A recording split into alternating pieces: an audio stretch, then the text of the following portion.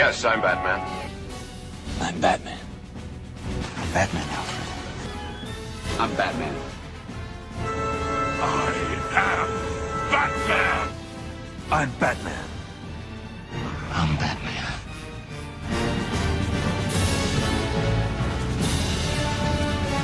Greetings, Bat Family. Welcome back to Holy BatCast, brought to you by Real Fans for Real Movies. Visit our website, holybatcast.com, and find us all over the internet on Facebook, Twitter, Instagram, and YouTube. Just search for Holy BatCast, and you will find us. If you love the show and you want to make it official, you want to support us, you can do that on Patreon. You can go to patreon.com/holybatcast. If you don't do it, it's okay. We still love you. But if you do it, we love you that much more. So do it or don't do it, but just know that everybody who does do it, we appreciate. We are part of the Real Fans Podcast Network, so if you're looking for other shows to enjoy, you can check those out at rf4rm.com. As always, I'm your Bat host, Andy DiGenova. You can find me on Twitter or on Instagram. It's just my name, Andy DiGenova. Now, this episode, we got a lot. So strap in, buckle up, Buttercup, because there's a lot to cover. We are going to cover everything that was discussed and announced and shared and released during DC FanDome. It will be a glorious 5-hour episode. So, get some snacks, get some drinks. We're going to be here a while because there's a lot to talk about. And joining me, it's such a special occasion. It's such a holiday. I have both of my Bat buddies with me. So he's back. You miss him, you love him, but he's up nice and early on a Sunday morning. It's Jamie Drewley. Hey, Jamie. FanDome? I thought you said we were supposed to watch Mad Max Beyond Thunderdome. Can we postpone this and come back and do this later? You know what? Let's just add it at the end. All right, cool. Because I will say, that Tina Turner song is the jam. All night long, I've been saying to myself, 2 men enter, 1 man leaves. I did like that when we scheduled this recording, you go, whoa, what are we going to talk about? And I was like, nothing. We're going to review 4 episodes of Batman Beyond.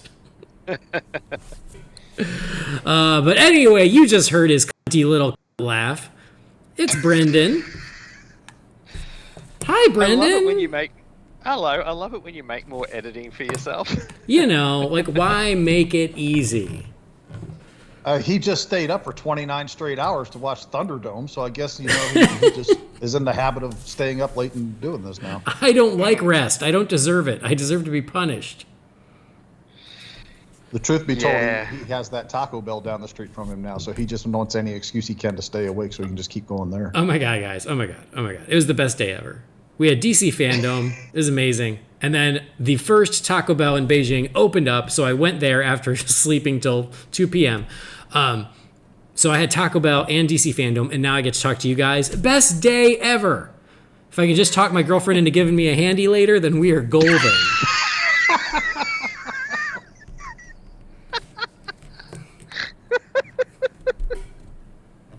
Oh, Christ. I'm going to hang up now, guys. It's not going to get any better than that. See, this is what happens when I don't sleep. Yeah. How much sleep have you had in the last? That's a great question. So, as we've discussed, DC FanDome, it was very conveniently scheduled for all of our friends in the United States of America. But for Brendan and myself on the other side of the world, it was at very weird times. So for me, it started at 1 a.m., and for Brendan, it started at 3 a.m. And on a recent episode, Brendan, you were like, oh, I've got a great plan. I'm going to trick myself into sleeping early. And that way, I'll at least get some sleep and then I won't have a problem staying up. And I'm like, I like your thinking. That's a great plan. I'm going to do the same thing. And so I tried. It started at 1 a.m. I was like, okay, I'm going to go to bed at 8, sleep for 4.5 hours, wake up, have a snack or a cup of coffee or something, and then I'll be up and ready to go. So it seemed like a good plan, but I crawl into bed at 8. I was able to doze off, and then about 40 minutes later, I woke right back up because my body was like, oh, we took a nap, and now we're done. And there was no going back to sleep. My body was like, no, come on, dude, it's only 9. Like, why are we in bed? And so, yeah, I got about a 40-minute nap before FanDome. Then I stayed up all night and well into the morning. I did watch the sunrise out my window as I watched FanDome. And then I finally crashed after the Batman stuff. And so I slept about 4 hours after that. That's not too bad. So yeah, so really I'm going on about 4 hours of sleep. That'll give you a boost. Yeah, my plan, yeah, it pretty much worked. Like I was in bed, lights off and everything by 9. And yeah, I got in a good solid 5 and a bit hours sleep. My alarm went off at 2:40 a.m.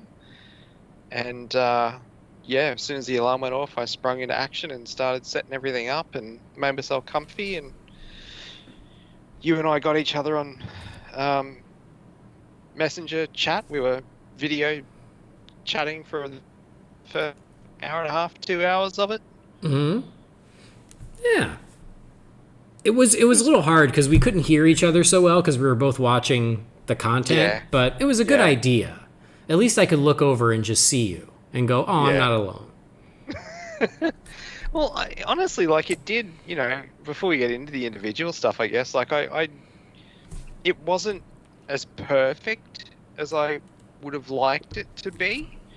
But that said, though, I mean, it was a really great initiative and I am thankful they did it. And like, I felt more connected to people like us than I have for any Comic-Con.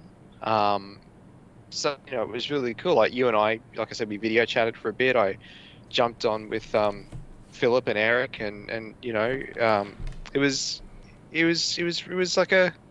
just a really cool time. And like all the people on Twitter and Joe Forno, sorry too, in that other chat, people on Twitter and Facebook and stuff, like it felt more, more connected than other events have in the past. It was really cool.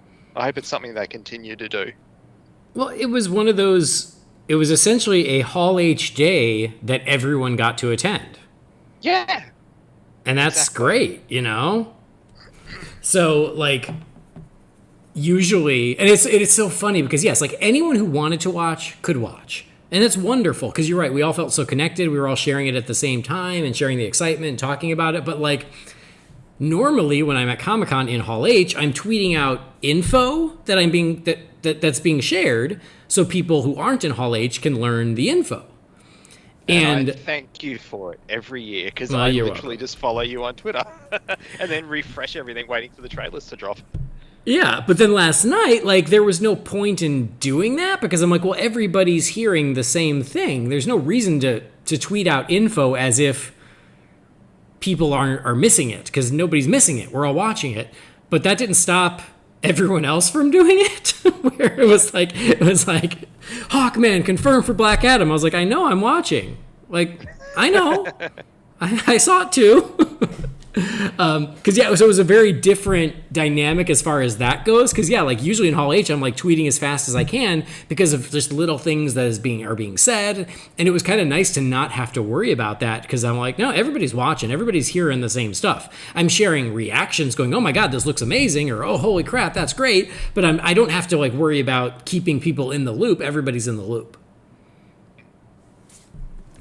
So anyway, I guess before we start, getting into the day, I guess I'll start by saying this, is that so much shared yesterday or this morning. Yeah, this morning. It's still for me. Today for us. Yeah, still today, I guess. So we are going to sort of kind of run down the day and talk about our reactions to all the stuff as we go. But because there is so much, we're not going to do the Wayne Manor mailbox. So what we're going to do is we're going to just talk about everything that was shared in FanDome, and then over the next week or so, you all are welcome to send in your questions about FanDome, because then our follow-up episode next week will be a FanDome Q&A of like, hey guys, you forgot to mention Hawkman, or whatever, and stuff we'll miss, because I'm sure we'll miss stuff, or stuff that you're like, hey, like, you said this, and what do you think about this? So we're going to break this into two, because there was so much stuff that it's pretty easy to break it into two. Because so two things here. Two things. Number one, you apparently have Hawkman on the brain, so we know what you were most excited about yesterday. Yep, honestly, once they shared Hawkman, I went to bed. I was like, I'm done. And secondly, what about the 4 episodes of Batman Beyond that I watched to do this episode? We're not doing those? Man. Well, you know what? We're trying something new where you're going to record those reviews solo, and I'm just going to release them. Oh, excellent. Yeah, a little change in format because you've missed so many Batman Beyond episodes. No, actually, I like I said, I've watched them right along with you guys. I haven't skipped any of them. I wish I skipped a few of them, but it's just, I'm current. I'm up to date with it. All right. I think I'm with Andy on this one. I think you should do them by yourself. He would skip them if you gave him the chance. I promise you that. So I guess those are just going to have to wait, Jamie. Because, FanDome was so much. And then not to mention the second day of FanDome that's happening in like 3 weeks. So. Oh, that's right. Yeah. Even more to come. I don't think I'll be waking up at 3 o'clock for that one, though. I'll probably just catch them all on the second run. That's probably true. I mean, but I feel like we're going to get like an updated schedule. So depending on what's on that schedule, we'll see. Yeah. But before we do our little rundown, I wanted to share that. So yeah, folks, if you've got questions about FanDome, anything specific, wait till you hear this episode to see what we talk about. But yeah, send those in because we're going to cover those next time. But I want us to just share our overall thoughts about the first ever DC FanDome before we go into all the details. So Jamie, I know you were kind of in and out because, you were busy. So what were your just overall thoughts on FanDome? Well, I've never attended a San Diego Comic-Con, but I have done smaller conventions. The biggest things I've ever done were Star Wars Celebration 2 and 3 because I could drive to those.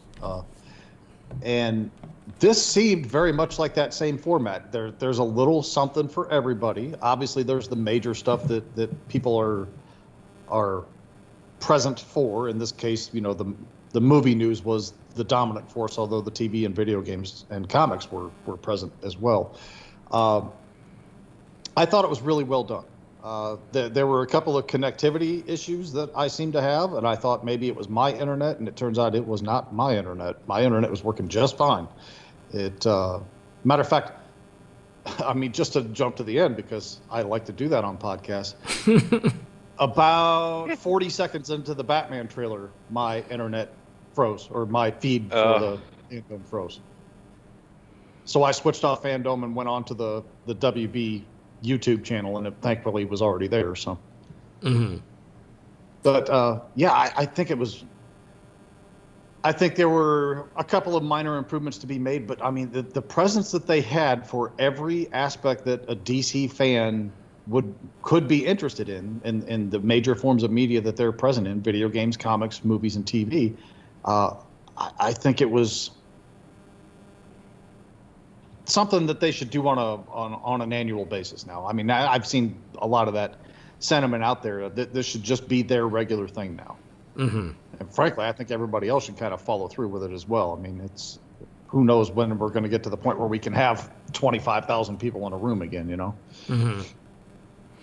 Very true. All right. What about you, Brendan? Well, I kind of, shared my sentiments a bit before. Like, I really loved what it did. I really felt that sense of community today, which is really, really nice. Given that it was a windy, really cold day and Jess was gone for most of it, so I was here by myself. Like, I never felt like I was alone, which is really cool. There's a few little minor criticisms, like some of the things in between the major panels, sort of to quote you here, Andy, like they very much felt like filler. Like they didn't really need to be there. Like the big one for me was the game they played with the Wonder Woman cast. Yeah. It was just like, tough, because we're going to talk about that for a half an hour on this episode. So don't go into it yet. I want to break it down moment by moment. It's at that point you're just stretching stuff out. You're filling in time for whatever reason before your big panel of the day, which was the Batman one to close everything out. It was a bit unnecessary, and for the most part, I don't think that there was quite a few cast members too. Like Chris Pine was just sitting in the bottom corner, just yawning, and I'm like, buddy, I am with you 100%. So there was a couple little things like that I probably could have done without. the Chris Daughtry performance was actually not that bad in comparison to stuff like the Wonder Woman game. But no, you know, minor quibbles aside, and even with the technology stuff, like given the amount of traffic they would have had, it held up okay. Like I think everyone had moments where it would freeze and drop out and stuff like that, but you know, it's nothing that hitting refresh a couple of times wouldn't fix. And I mean, it could have been a hell of a lot worse. So I think they did good. And if they can only grow from it too. If it's something they do want to do annually or biannually or whatever, moving forward, you know, I'm sure they'd be able to access data to show how many hits they got and how many people were streaming it at one time. You know, they might be able to change some things up to, I don't know how technology works, but, you know, make things bigger or faster or both or whatever to, you know, to not allow for those minor glitches. But overall, it was a very positive experience and one that, yeah, I hope they do more and more in the future, in years to come. Awesome. I mean, I really agree with both of you guys. I agree that, yeah, there were some technical things, but not as many as I would expect for being the first time.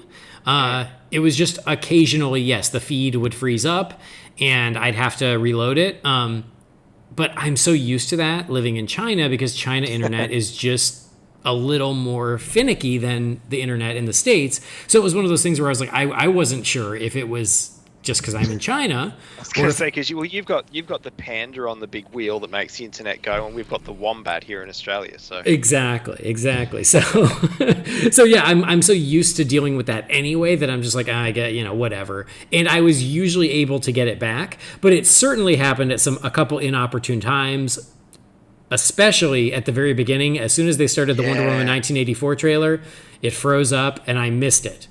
And so then I had to go find it online, and so I was watching it, but then I was missing the next thing, which was the video game. So there were things like that, which again, is kind of to be expected, and it wasn't that bad, so that's okay. There were a couple little formatting things that I wish they had done. So they had the little feed on the side, which is just people tweeting, I guess, but it would have been great if they had just had a running schedule on the side of here's where you are now. Here's how much time is left, here's what's coming next, and then here's what's coming after that. So I wouldn't have to flip from tab to tab to go, okay, what's happening after this? And it just would have been nice that if there was sort of a running schedule next to it, but that's very nitpicky, and they'll figure that out as they continue on.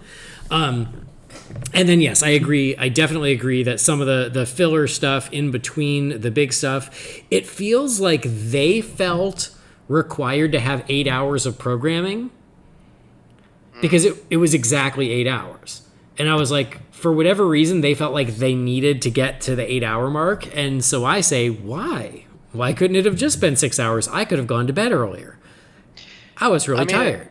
Another thing is too, look, don't get me wrong, I love the guy and stuff, but man, there was a lot of Jim Lee. Yeah. In a lot of different situations. But at the end of the day, it was still Jim Lee kind of talking about the same stuff. Right. Yeah. I mean, I agree. And so it was one of those things where not everything was needed. But I guess I'm also a little reluctant to say, oh, you should have chucked that because maybe someone else loved that thing that I considered filler. And at least the things that I was less interested in gave me a chance to go to the bathroom or go get a drink or get a snack or whatever, so at least it allowed that. But yeah, so I don't know why you needed 8 hours of this, but hey, whatever. Because aside from those little nitpicks, I think that FanDome was a huge success. I loved it. I thought it was amazing. Well done. Well done to all involved. Congratulations, because this was very well put together. Again, technically, even though there were a little issues, surprisingly, not many. As soon as that countdown went down to 0, I was able to reload and go in, and everything was just running, and it was actually really smooth. It was really smooth the way you could just keep it on and it would go from one thing to the next. So it was pretty user-friendly.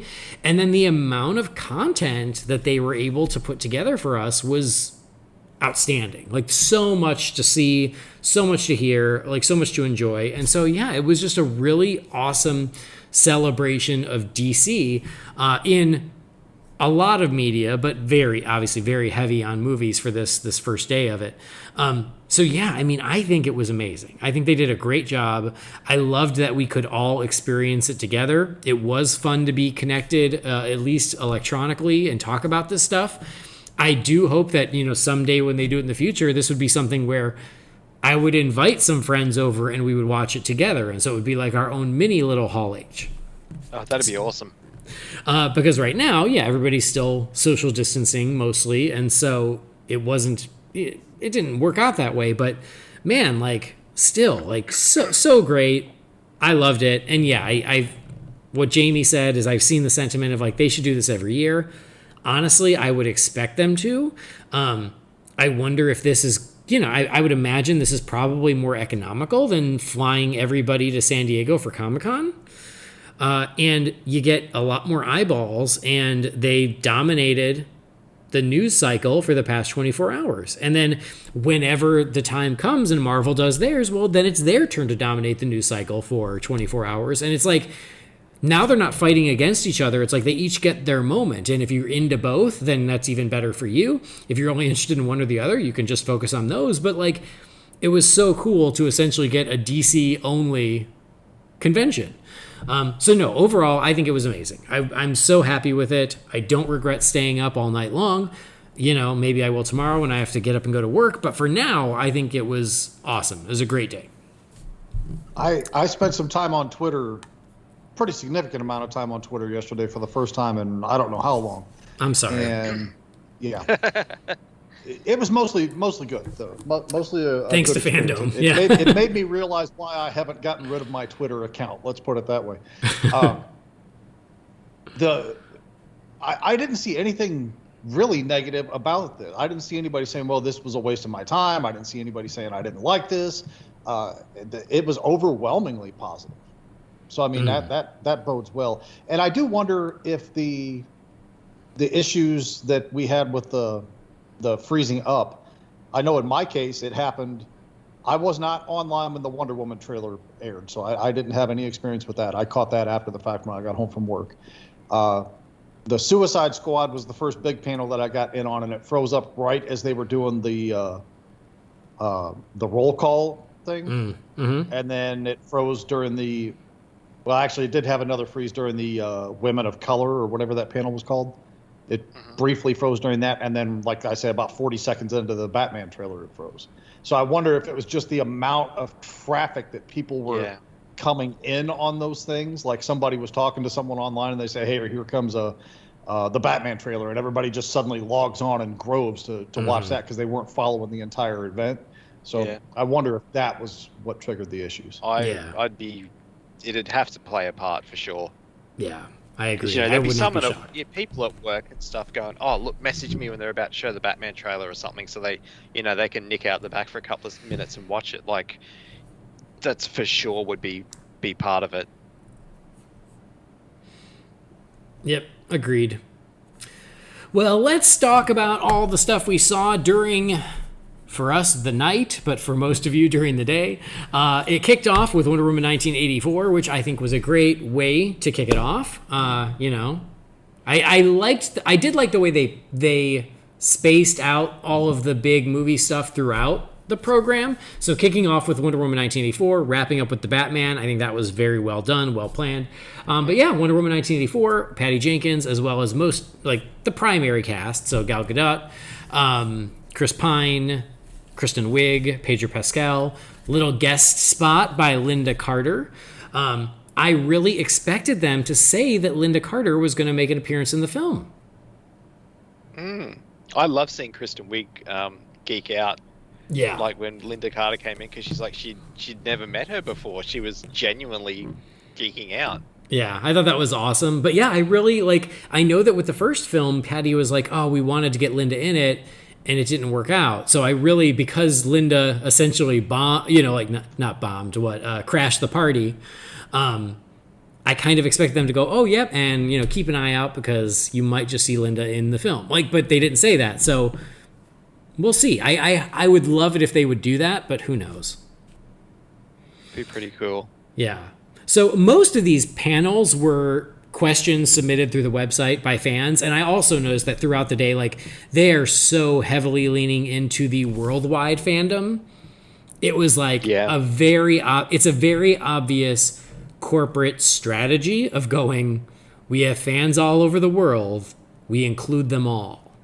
And so that's why they had hosts from all over the world. So Aisha Taylor kicked it off and wrapped it up, but in between they had all these hosts from all over the world. That Aussie guy was great, Brendan. He was he was so good. I'm going to try and contact him on Twitter to see if he wants your spot on the show. I have no idea who he was. Like, I've never seen or heard of the guy before, so. Well, his name, I looked it up. It's P. Sherman. And he lives at 42 Wallaby Way in Sydney. Interesting. Yeah. Well, it's a COVID hotspot down there, so hopefully he won't be around too much longer. Oh, but no. I'm kidding.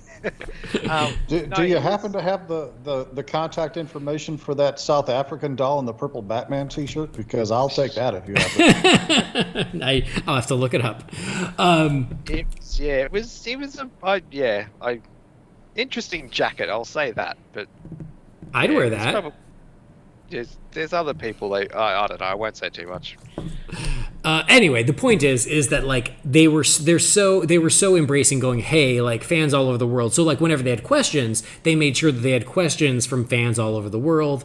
When they showed artwork, they made sure that there was artwork from people all over the world. So yeah, they're really embracing the worldwide appeal of the characters, which shitload of fans in India. Yeah. Mm-hmm. India had multiple mentions. Like in every panel, there was at least 2 or 3 questions coming in from India. I mean, highly populated, I guess, but yeah, like I just had no idea. Yeah. Don't they have a city called Batman in India?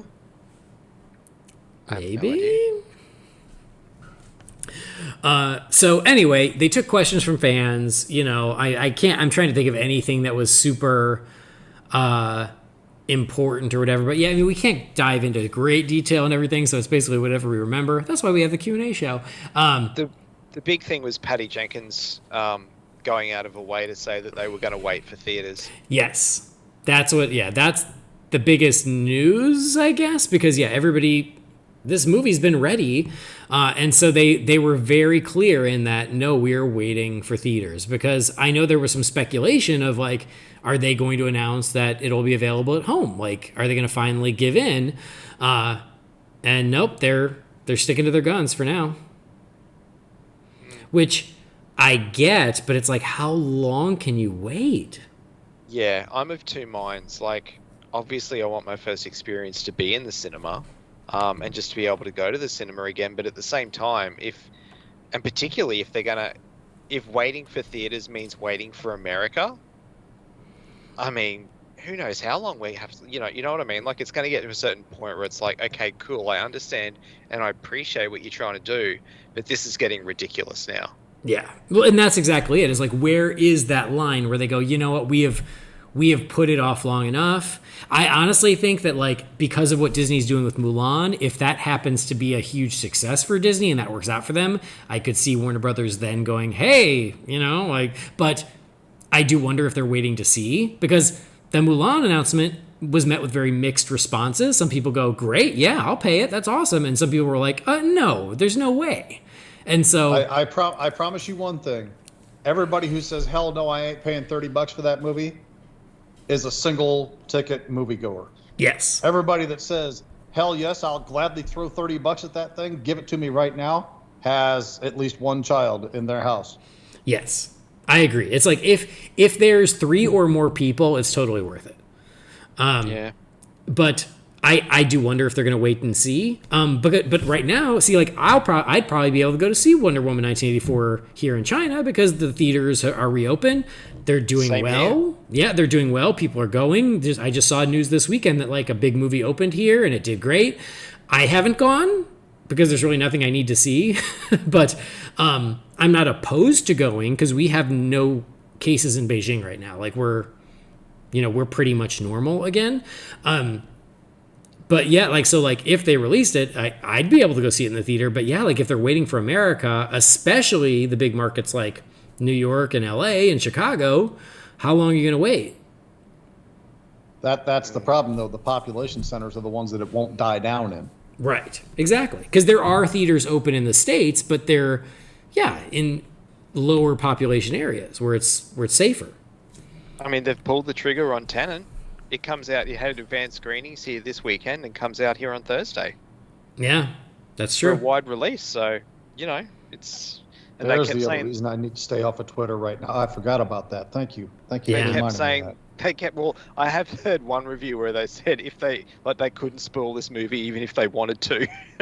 I think it's a bit of a Nolan mindbender, but it's they kept saying they were going to wait for Tenet and they've pulled the trigger. So I mean, a Nolan film and a Wonder Woman film, I know it's chalk and cheese, but at the same time, financially, they pull in very similar money. So, Well, here's the thing with Wonder Woman, though. If you recall the box office of the first one, what did it make? 760 worldwide or something like that?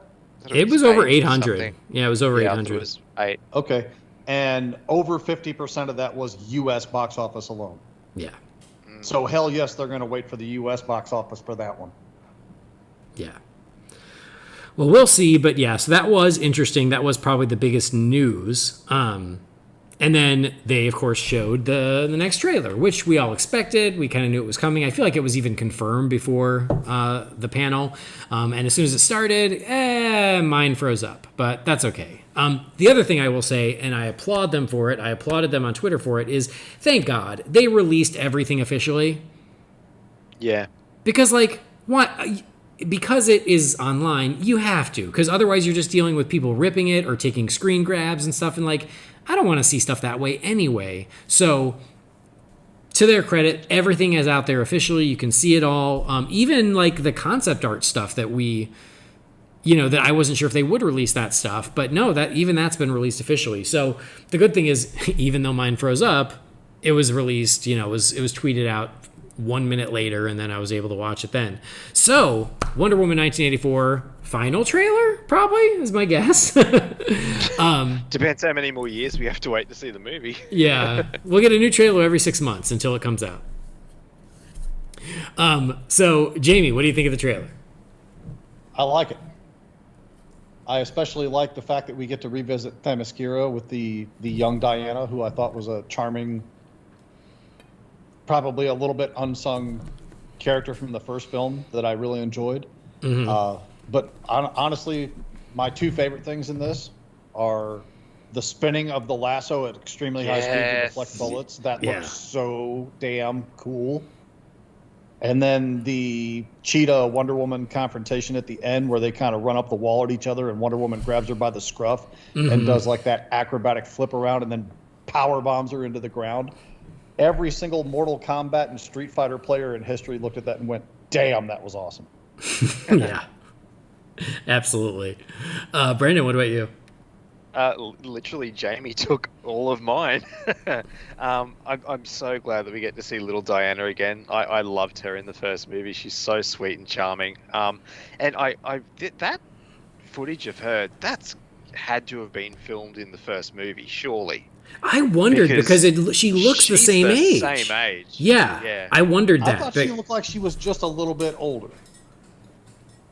Not a lot older, but a little bit. Yeah, it could be, but I did wonder.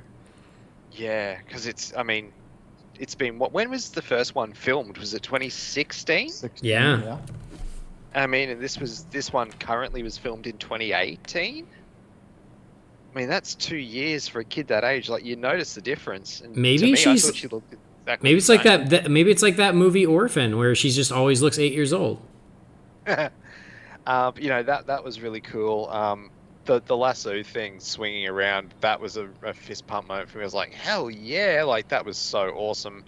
And then obviously the cheetah stuff was awesome. We were kind of, Andy, you and I were chatting at the time. You were a bit surprised that they revealed Cheetah, but I'm glad they did it. I think it was time, and she looked really cool. It's the Chris Pine stuff. It looks like their chemistry and relationship's going to carry on like it did from the first one, and I just can't wait to see the movie. It just shits me that we should have this movie on Blu-ray now. according to its initial release date. So Yeah. Oh God, what did you just say that made me think of something? Damn it.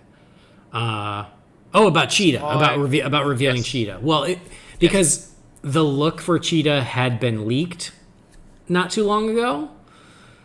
So I feel like there was the Funko Pops as well. well, there was that, but like a Funko Pop is, that I feel like is less of an issue. But like there was some promotional artwork of Cheetah that got leaked not that long ago, and so I do wonder. At that point, you just kind of own it and go, well, it's out there for anybody who knows where to look. Let's just lean into it. And I did feel like this trailer was the Cheetah trailer. Yes. The first trailer was like Diana's back, and guess what? So is Steve. That was that trailer. This trailer was much more about Cheetah, which is great. Like, I loved getting some of her perspective into where she was coming from. I liked seeing her evolution in the clips throughout. I agree with both of you guys. I love that we get to revisit the mascara. The action beats all look terrific. I feel like the moment with Diana and Steve in the jet, it was like 1 second away from saying, "Oh, the jet's invisible," but then they cut it short. Yeah. I was so waiting for that, and so I'm like, okay, are you guys just playing with us now? But because, what does he say? The way I fly, they'll never see us. And I'm like, oh, they'll never see us. Wink, wink. But then they don't really go past that, so we'll see what that's all about. Didn't Patty Jenkins address that, like, after the first film was released, that somebody said on Twitter that they were disappointed that there was no invisible jet, and Patty said something to the effect of, wait for Wonder Woman 2? Not exactly, but they asked her if it was going to be in Wonder Woman 1, and she says, no, it's not in the film, but maybe next time. It was more like that. Oh, okay, all right. So I do like that shot of them flying in the cockpit with all the fireworks around them, because that just looked really cool. Yeah, I agree. Like, and I love what she says. I don't want to be like everybody else. I want to be an apex predator. I do love that it seems like Maxwell Lord is the devil in one way or the other, because these people are making deals with the devil.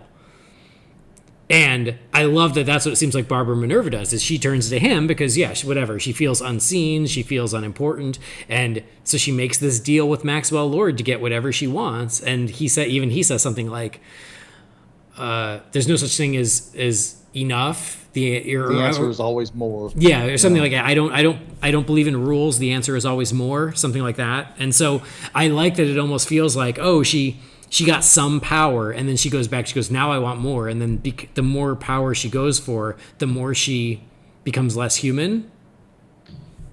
Do you think that Maxwell Lord is going to play a hand in Steve Trevor's return? 100%. Absolutely. Full on. I mean, I bought it before, but after seeing this trailer, I 100% buy Andy's theory on that. Yeah, when we talked about it at the first trailer, that's my theory, is that Diana also makes the deal with the devil to bring him back. And by the end, she realizes she has to give it up again for the good of everyone. But like, yeah, the shot of sort of there's like Barbara, and then there's like stage 1 Cheetah, and then there's stage 2 Cheetah. But like stage 1 Cheetah in the White House, her taking on Diana in the White House is so awesome. And then, like the really ending on that beat of Wonder Woman versus Cheetah is so great. I will say I missed the music from the first trailer, because that was so cool. But here it's a lot more traditional. You said the first trailer was kind of like Diana's back and look, so Steve. I was going to jump in and say, and it's like, and it's set in the 80s. Like, they really hammered the 80s aspect in that first trailer as well. Yeah. But no, this thing looks amazing to me. It just looks like it could be one for the ages. Like, I love everything I'm seeing. I love how it continues the story of the first film. I love the way it looks. The action beats, the scope, all looks really epic. There's a moment where we had seen the shot earlier of Diana like running essentially in super speed down the street, and here you see it's because she was trying to catch up with something, and she lassos something and she gets pulled along. I saw two theories. Some people said it was a jet. Other people said it's a nuke. I don't know. I couldn't tell, but still, like, not only is she swinging between lightning bolts, but she's also lassoed something in the broad daylight and is being pulled along. So just all of those cool Wonder Woman superhero moments all look terrific. So yeah, this movie for me right now is batting 1,000, and Cheetah looks great, which I had no doubt. I know some people did, but I think she looks terrific. I fully agree with that. Yeah. And then, I don't know if you guys happened to notice, but as like an extra little bonus later on, they dropped one track from the Wonder Woman 1984 score by Hans Zimmer. No, I didn't. Yeah, so it's out there if you want to check it out. It's Themyscira is the name of the track, and it's really cool. Normally I would wait for the movie, but since I don't know how long I'll be waiting, I listened to it, and it was cool. And I'll probably put it at the end of this episode. Following on from what we were saying, was it on Friday night when we recorded, Andy, with how they're really putting that DC logo, front and center. Mm-hmm. The way it's incorporated into the title card of Wonder Woman 84 at the end of the trailer as well. Like they're doing it. They're really putting that brand out there. Mm-hmm. Yep, they're committed to it. So Wonder Woman 1984 looks amazing. I just hope we get to see it before I die. And then after that, it was the Warner Brothers Games Montreal announcement. So I knew that there had been some speculation about this already. Wait. Before we jump to the next thing, I just want to say the previous trailer ended on the trash can art thing, and we were just saying, I wasn't like mad at it. I just thought it wasn't a great joke. Because like the first Wonder Woman movie, the trailers ended on some pretty decent jokes, like with Etta Candy and stuff. Yeah. This one ended with him in the Dayglow outfit with the fanny pack. I thought, okay, they're gonna have another flat ending, and then they pull the parachute pants thing, and Steve goes, "Does everybody parachute now?" That was a good joke. I enjoyed that one much more than I did the first one. And I liked how it's the reverse. Like in the first movie, it was her having to do the fashion parade. And this time it's him doing it. It's that everything's going to be reversed with those two, I think, in this one. Good point. Yep. All right, now on to the WB games. Again, this was a game that I think I had seen some speculation of, like, oh, they're doing a Bat Family game. It was honestly something that, we always say, the three of us are always like, none of us are really gamers. And every time we say that, there are a couple of our listeners that start to twitch and go, why don't you call me? I'll talk about the games. And I know we love you. Sorry. But so I saw this just sort of in the periphery, that this was going to be a thing. But there is a trailer, and yeah, the premise is that Batman is dead, and so he is leaving Gotham to his Bat family to protect. And so you've got Nightwing, Red Hood, Batgirl, and Robin. There were a lot of questions about which Robin it is. The best part is that I literally just put it out there as a question. I was like, hey guys, can anybody confirm, is this Damian or is this Tim? And I got so many responses that were adamant that it was Damian, or that were adamant that it was Tim. So even the people who knew for sure didn't know. But it was confirmed an hour or two later. It is Tim Drake. I didn't see that. I didn't realize it was confirmed. That's cool. Yep, it's confirmed. It's Tim Drake, which I did think it was, but you just never know these days. But yes, so it's the four of them, and they have to go out there and protect Gotham. We see glimpses of Mr. Freeze. We see the Court of Owls. And I will say, we always start with, we're not gamers. I'm not a gamer, but if I were a gamer, this is awesome. I'm into it. I like it. I'd love to play it. I have intentions of whenever it comes out, I want to play it. Will I? I don't know. Probably not, but I want to. And that's the important thing. So, thoughts on this, guys? I mean, it's a game. You go, Jamie. The concept sounds interesting enough. I just watched the trailer for it this morning, and I was just like, and kind of shrugged and went about it. I mean, if they had like a 6-issue miniseries, like Elseworlds or whatever, that documented this, which if the game's successful, inevitably they will, I'd read it. I'd be curious for it. But I mean, gaming just is not my thing. And once again, for anybody who hasn't paid attention to why, it's because I love video games, but they become an obsession with me, and I have to sleep at some point. The last time that I got hooked on a video game was the Marvel Alliance game for the Nintendo Wii. and I would play that game after everybody else in the house went to bed, and I would suddenly look at the clock and it would be 4 a.m. on a Tuesday. I can't do that. I cannot do that. So it's not that I don't like video games. It's just I have to forcibly cut them out of my life so that I am able to function on some level. Mm-hmm. Yep, I get that.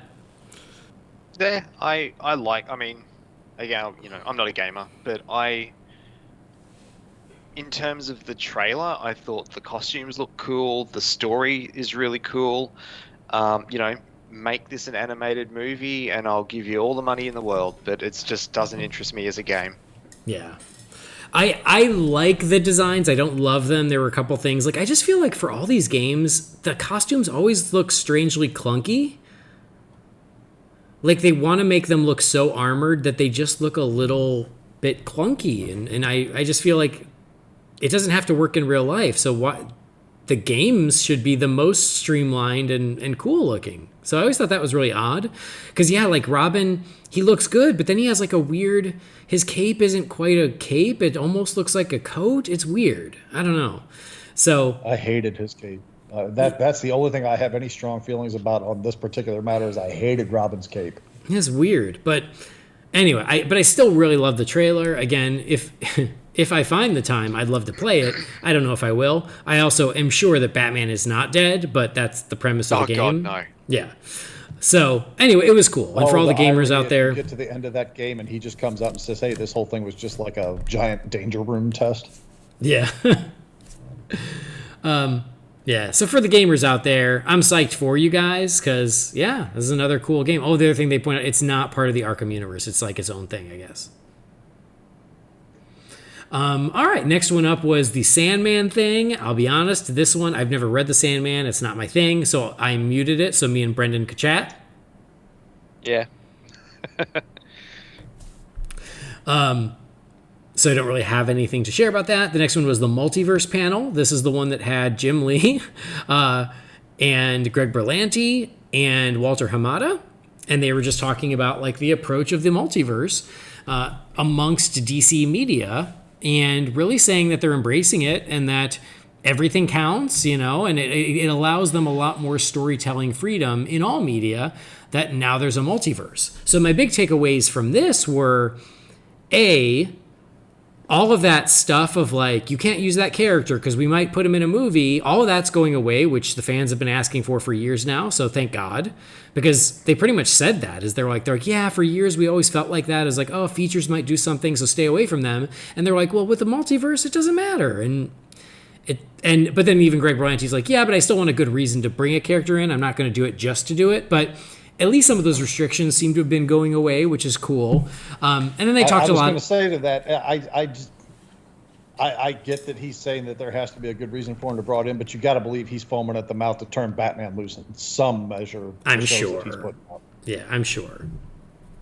And then they did talk a little bit about the Flash thing of like, sort of last minute and bringing in Ezra Miller and that moment, using that moment almost as like planting a flag in the ground of going, hey, all of these characters are great, all these characters count, and there's no reason they can't coexist. So there's no reason to pit them against each other. And I think that was awesome. It was funny how they went, yeah, and we like called Ezra, and Ezra's like, tell me when. And they're like, thank God the suit still fit him. But yeah, so like, I mean, there wasn't a lot of great new info in this one, but it was just cool to see the different heads of DC Entertainment really just talking, and basically how, yeah, like it just opens up more possibilities for the media, which then just gives us more content as fans. About damn time. That's all I can say. There was also the confirmation of stuff that we already knew, which is, yes, the Batman is year 2 Batman, which we had already heard, but this was the first time last night that it was confirmed. And then they also confirmed, and Walter Hamada talked about it, he goes, we sort of have like our Justice League universe, which is, and he called out by name, Gal's Wonder Woman, Jason's Aquaman, and Ezra's Flash. Those were the 3 he called out by name. There was no mention of Superman or Cyborg. he goes, so we have those, and that's sort of the incontinuity, but then Robert Pattinson is its own thing, and Matt Reeves is creating his own little corner of the world with his Batman, and that's its own thing, which, again, we all knew it was his own thing, but I have seen fans go, oh, like, are they going to fold that in? Of course they always could, but it sounds like that's not the plan. So anyway, it was just interesting stuff like that to hear him talk about that, about, yeah, there's the incontinuity stuff, but this allows us to do whatever we want, which allowed for the Joker, which was its own thing as well. The curious thing for me is going to be whether or not they eventually come to the point where they feel comfortable releasing 2 separate Batmans and 2 separate worlds in the same calendar year. Like, say, one releases in March or April and the other releases in, like, November. You know what I'm saying? Mm-hmm. And one is, like, the Reeves grounded, realistic Batman, and the other is, like, the more I'm involved with the Justice League type Batman. You know what I'm saying? Well, there's going to be the Matt Reeves Batman, and then there's going to be 2 Batmen in The Flash. That's true. And they're all movies, so.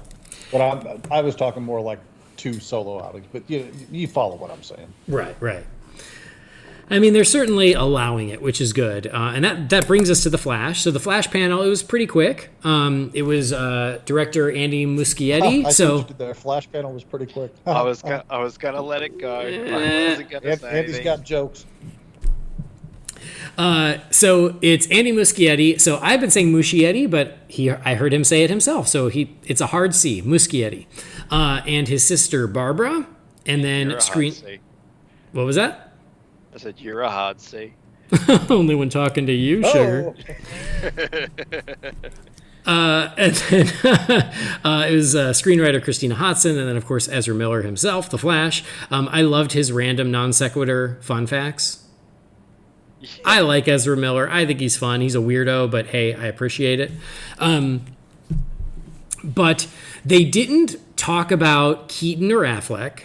They really focused just on The Flash and bringing the movie to life. And yes, it's a flashpoint. And Christina Hodson talking about how, all of these heroes are shaped by tragic events, but Barry's the only one who can try to fix it. So very much, along the lines of Flashpoint. And what they shared, they chatted and everything, which was all really exciting. Seems like things are moving forward. But they did share some concept art of the Flash's new suit.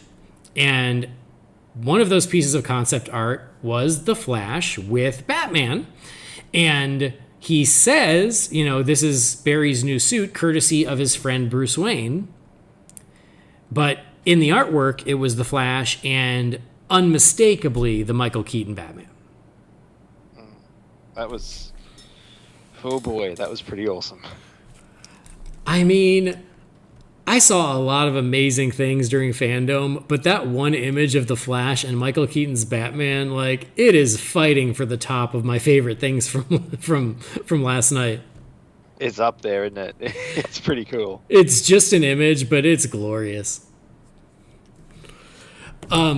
It's funny though, because he did say that the suit was provided by Bruce Wayne, but he didn't say which Bruce Wayne. So I'm assuming it's the Affleck version. It would make sense, because then that is his Batman, and we kind of assume that's where the story will start. But I'll say the artwork for the new suit looks great. I've certainly come around to the Justice League suit, but that was always going to be a step towards another suit anyway. But I love the more streamlined version that they're showing in the artwork. I think he looks great. And then, to see him side by side with Batman 89 is just too good. And someone on Twitter did say, hey, do you think they'll do a little bit of digital de-aging on Keaton to make him look a little more, like he used to? They certainly could.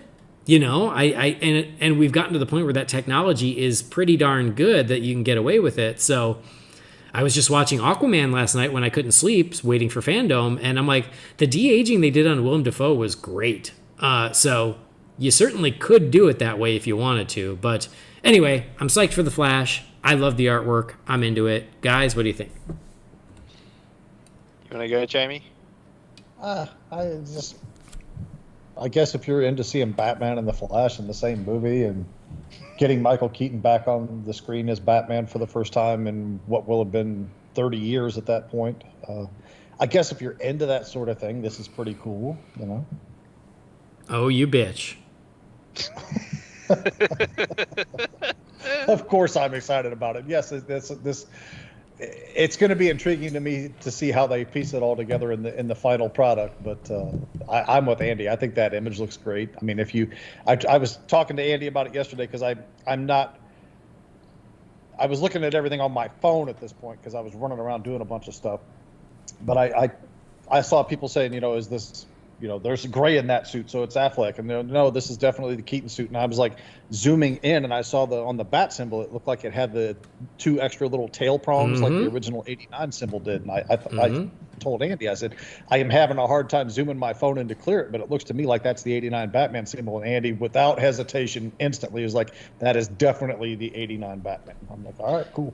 I could see it at 100 yards with my contacts out, and I don't wear contacts, but that's not the point.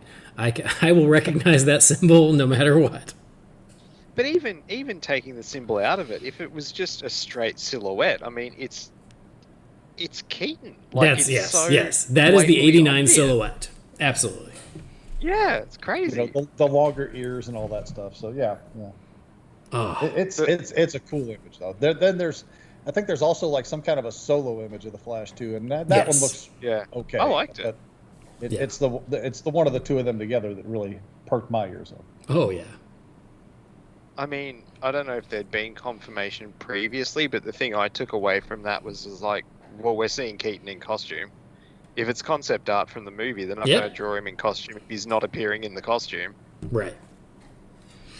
For sure. If Keaton and Affleck get on the screen at the same time, are we going to have a Batman v Batman moment? Oh my gosh.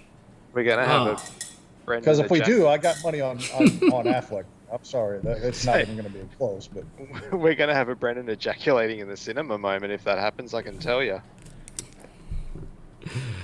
And I won't need a handy. All right. Well, that's awesome. I'm psyched. More as it progresses. The next thing was a little short, Beyond Batman. It was funny. It was Kevin Conroy and Will Friedle. The best Batman Beyond thing ever. Yeah. And it was like they were watching Batman 66 and just doing color commentary on it, and it was just a fun, cute thing. I just like that they got the two of them back to do it. It was like just a fun little. Like, this is like, yes, it's filler, but it's fun, and especially if you're like a big Batman fan, which, surprise, we all are. It was just a fun thing. See, a filler thing for 5 minutes is one thing, but having like a 30-minute bullshit game that I think even the people playing didn't fully understand is something else. Right. But anyway, it was cute. That led to the Suicide Squad. And so James Gunn kicked it off.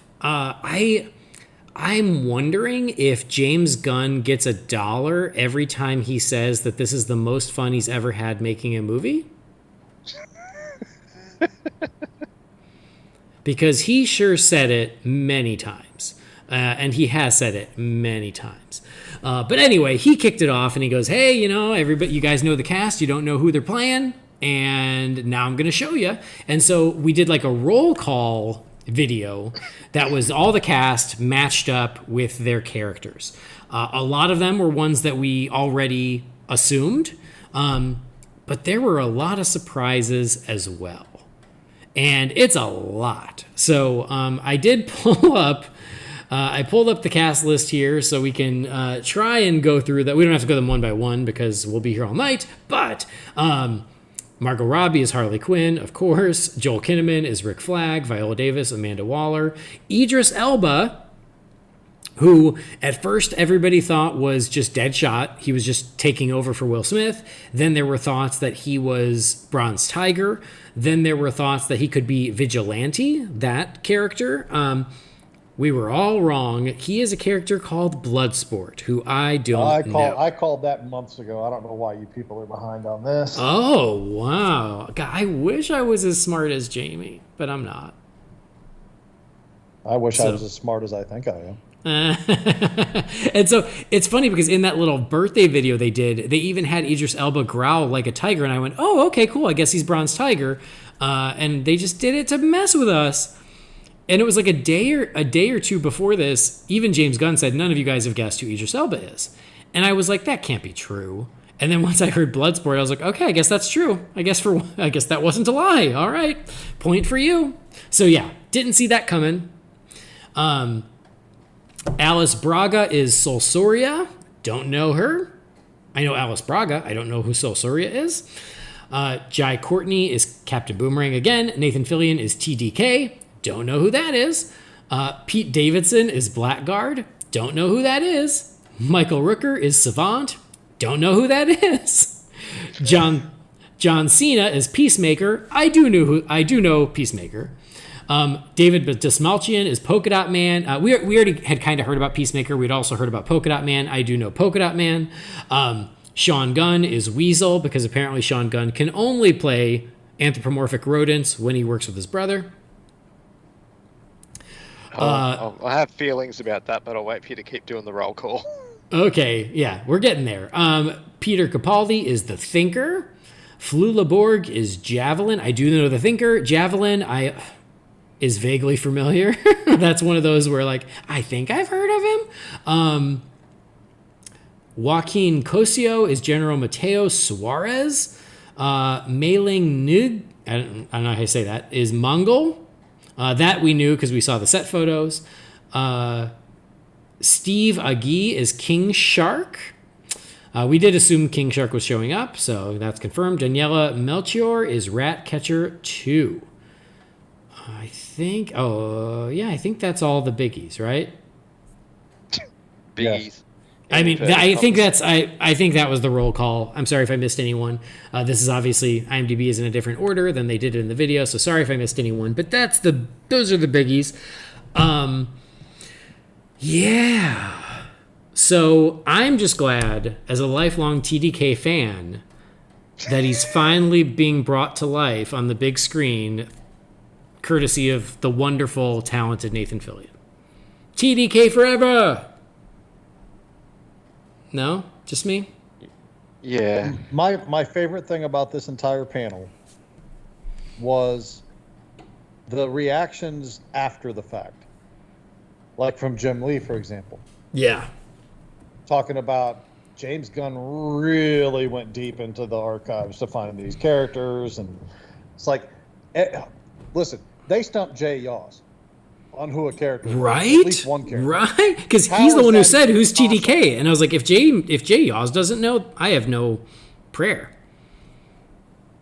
Usually, if I don't know who a character is or something along those lines, if I send him a message or a tweet or something, within like 3 minutes, I have the answer. You know, not even enough time for him to Google it. It's just because he knows, you know? Mm-hmm.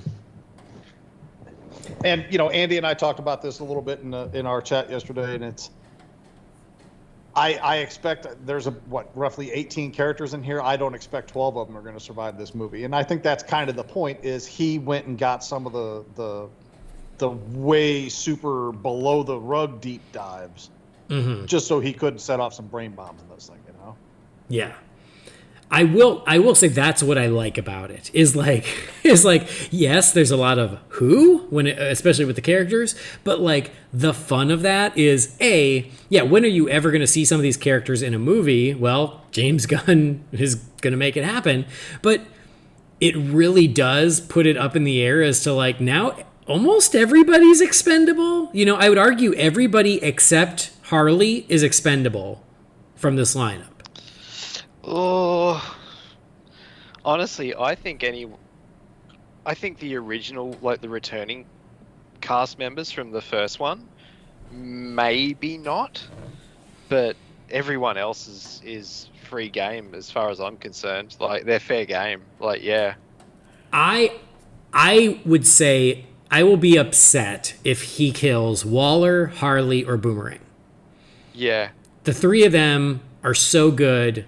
Do not kill them. Flag, I think he's expendable. Even though I liked Flag more than I expected to, and I like Joel Kinnaman, I still think that as a character, Joel Flag.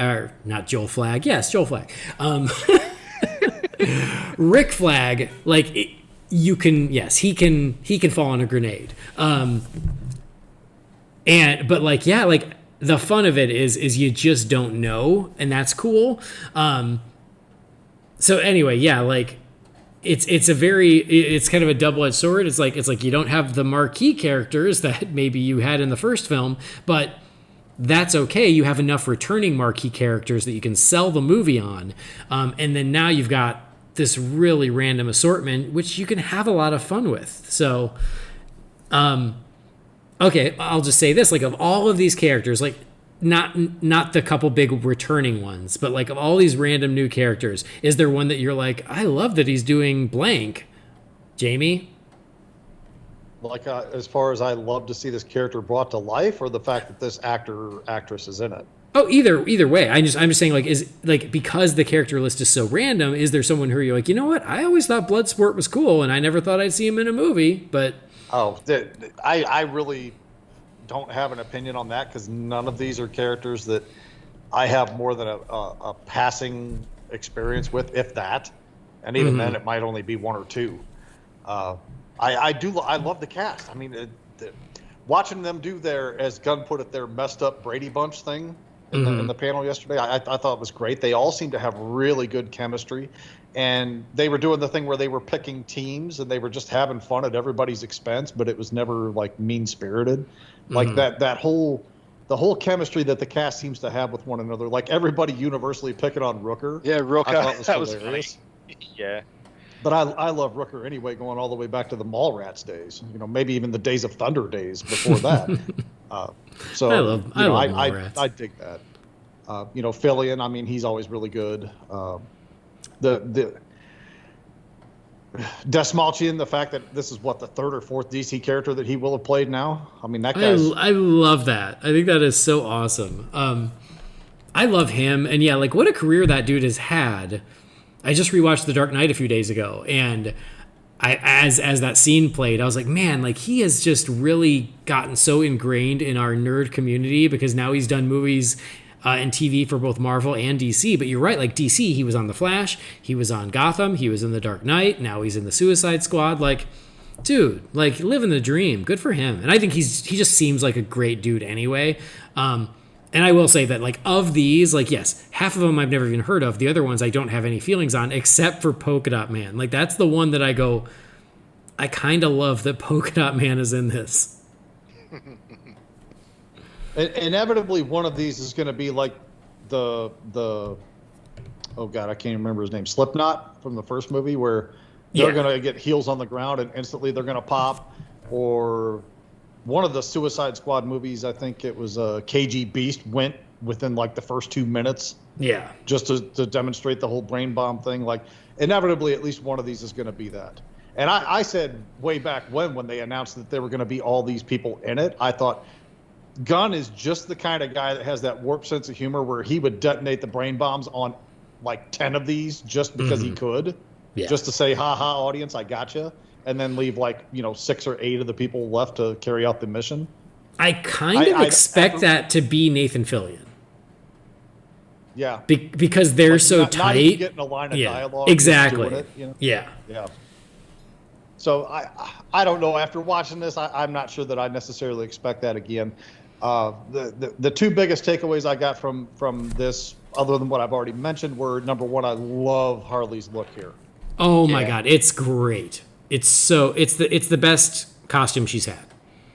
By far. She's not overly sexualized. She's not like some kind of warped LSD fashion show thing. She looks like what I would expect a Harley Quinn to look like. I mean, short of having her in the classic Jester outfit, I think this is about as good as I can expect her to look as far as the character is concerned. You know what I'm saying? Oh, and absolutely. I just really liked how she looked in that new costume, packing the RPG launcher and the whole thing. And then the one takeaway I had when it was all said and done after watching their little behind the scenes snippet, which was very interesting, I liked that quite a bit, was Gunn is a very talented guy. He's a good director, a good writer, but I get really nervous about Gunn if he gets too much freedom, and I know that's a terrible thing to say about a guy that's exercising creative freedom, working for a studio that's known for allowing that. I think I'll just sum it up the way I summed it up yesterday with you guys. I really hope this movie is closer to Guardians of the Galaxy 1 than it is Guardians of the Galaxy 2. Right. Yeah, I agree with you. I've got to concur about the Harley Quinn thing. Yeah, like the pant outfit is amazing. It's perfect. She looks so good. And then she's like wearing like this big fluffy dress. I'm less into that. Like that feels just kind of random. But like the other outfit, the action outfit, is amazing. And I loved her look in the first Suicide Squad. I liked how she looked in Birds of Prey. This is my favorite. So yeah, huge kudos there. I was super into it. But yeah, I mean, I hear there was what another you're saying. thing I saw yesterday. I'm sorry, I don't mean to cut you off, but just so I don't forget, the tattoo on her back changed. Did you guys catch any of that? Yes. Because originally it said property of the Joker, and now it currently says property of no one. I love that. Yeah. Oh, cool. I didn't notice that. That's a really cool touch. Yeah, that's neat. So, yep, Yeah. I agree with that. For me, the one character that when they announced it, I was like, oh, okay, cool. And that was Peter Capaldi as the Thinker. Mm-hmm. But that's a villain that I didn't really know anything about until one season ago, on The Flash. Like that was a really cool overarching villain. So it'd be cool to see that brought to life on the big screen. But this movie to me, it's kind of a wild card. Yeah. I don't know. I don't know if I'm going to like it or not, to be honest. It's funny, like, the cast and the characters they're playing it doesn't do anything for me. Like, aside from the returning characters from that first movie, I either don't know the characters or I don't care about them. And just, repeating what you guys were saying with the whole James Gunn thing, like, Guardians of the Galaxy Volume 2, I fell asleep in, and I've had no urge whatsoever to go back and revisit that movie because the part that I did see before I fell asleep, I was not enjoying. And it was a sequel to a movie that I loved. Like, I love that first Guardians of the Galaxy movie, and that's a movie where I'd never heard of that team before. I'd never heard of those characters. It was all brand new to me. Like, and he made me love them, and that was testament to him as a director and everything. It was still is a great movie. But the other thing is too is like his brother playing this character called Weasel. Like, I don't know. To me, that it feels too Guardians. I mean, it's Rocket. Mm-hmm. Yeah. It feels like it's too much of like, hey, do what you did for Guardians, but do it over here. Okay. Yeah. Like, do we really need a computer animated rodent? Like, that's not a Suicide Squad thing. Mm. It's not even really a DC thing. Like, but in saying that, the look of Harley has me excited because she looks fantastic. And I think it was Joel Kinnaman in the little EPK thing that he was saying, this movie, it's like a 70s war movie, and the behind the scenes stuff kind of reflected that. So that kind of has me excited, but it really is. This one I'm really on the fence for, and it could go either way. But the one thing that really surprised me in hindsight, after everything was all said and done, is that in terms of, I know they're still working on the movie, but in terms of it being shot, I mean, it wrapped quite some time ago. And we got like instead of a trailer, we got a behind the scenes look. Like I said, it's like a little thing that you'd usually expect on an electronic press kit. And yet the Batman that they've only filmed 25 to 30% of, we got a full-blown teaser trailer. It really surprised me. If you'd have told me that one of the movies was only going to have a little bit of a behind-the-scenes thing and not a trailer, mm-hmm. I would have bet the farm it was going to be the Batman because it hasn't shot that much. So that was a weird choice, I thought. Like, I don't know. I mean, I probably would have gotten more out of a trailer than the behind-the-scenes thing. Mm-hmm. Yeah. I mean, honestly, I agree with almost all of that. Like, yes, there was the behind the scenes thing, which was cool. It was neat, but you're right. Because this has been done for some time and it's in post production, you would have expected a trailer.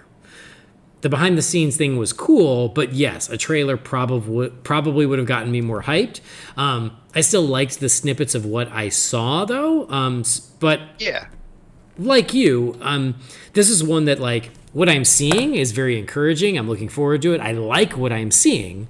But as far as, like, everything that we saw, it's lower on my hype list because, A, it wasn't a real trailer. We didn't actually get in-movie footage. And also, yeah, like you guys say, like, I'm a little more hot and cold on James Gunn. I'm not his biggest fan. And so this could go either way, but so far it's very promising and I like it. I will also say, though, the behind the scenes video felt a lot like, it felt like a PR piece for James Gunn after what went down with him, where everybody was just like, James Gunn, like, what a great guy that James Gunn. Oh my gosh, nobody else could have made this movie but James Gunn. Like, it really felt like hey, let's forget about all the controversy. He's a good guy now. Don't forget, he's a good guy. They laid it on a little thick, I thought. And I saw some people who were like, oh God, are they passively aggressively, like, throwing shade at David Ayer? And I'm like, no, I don't think that's what they're doing. David Ayer and James Gunn have been very supportive of each other, so I don't think that's at all what it is. I think it is Warner Brothers just being like, no, James Gunn's a good dude, and here's everybody to tell you why. Yeah, I can see that.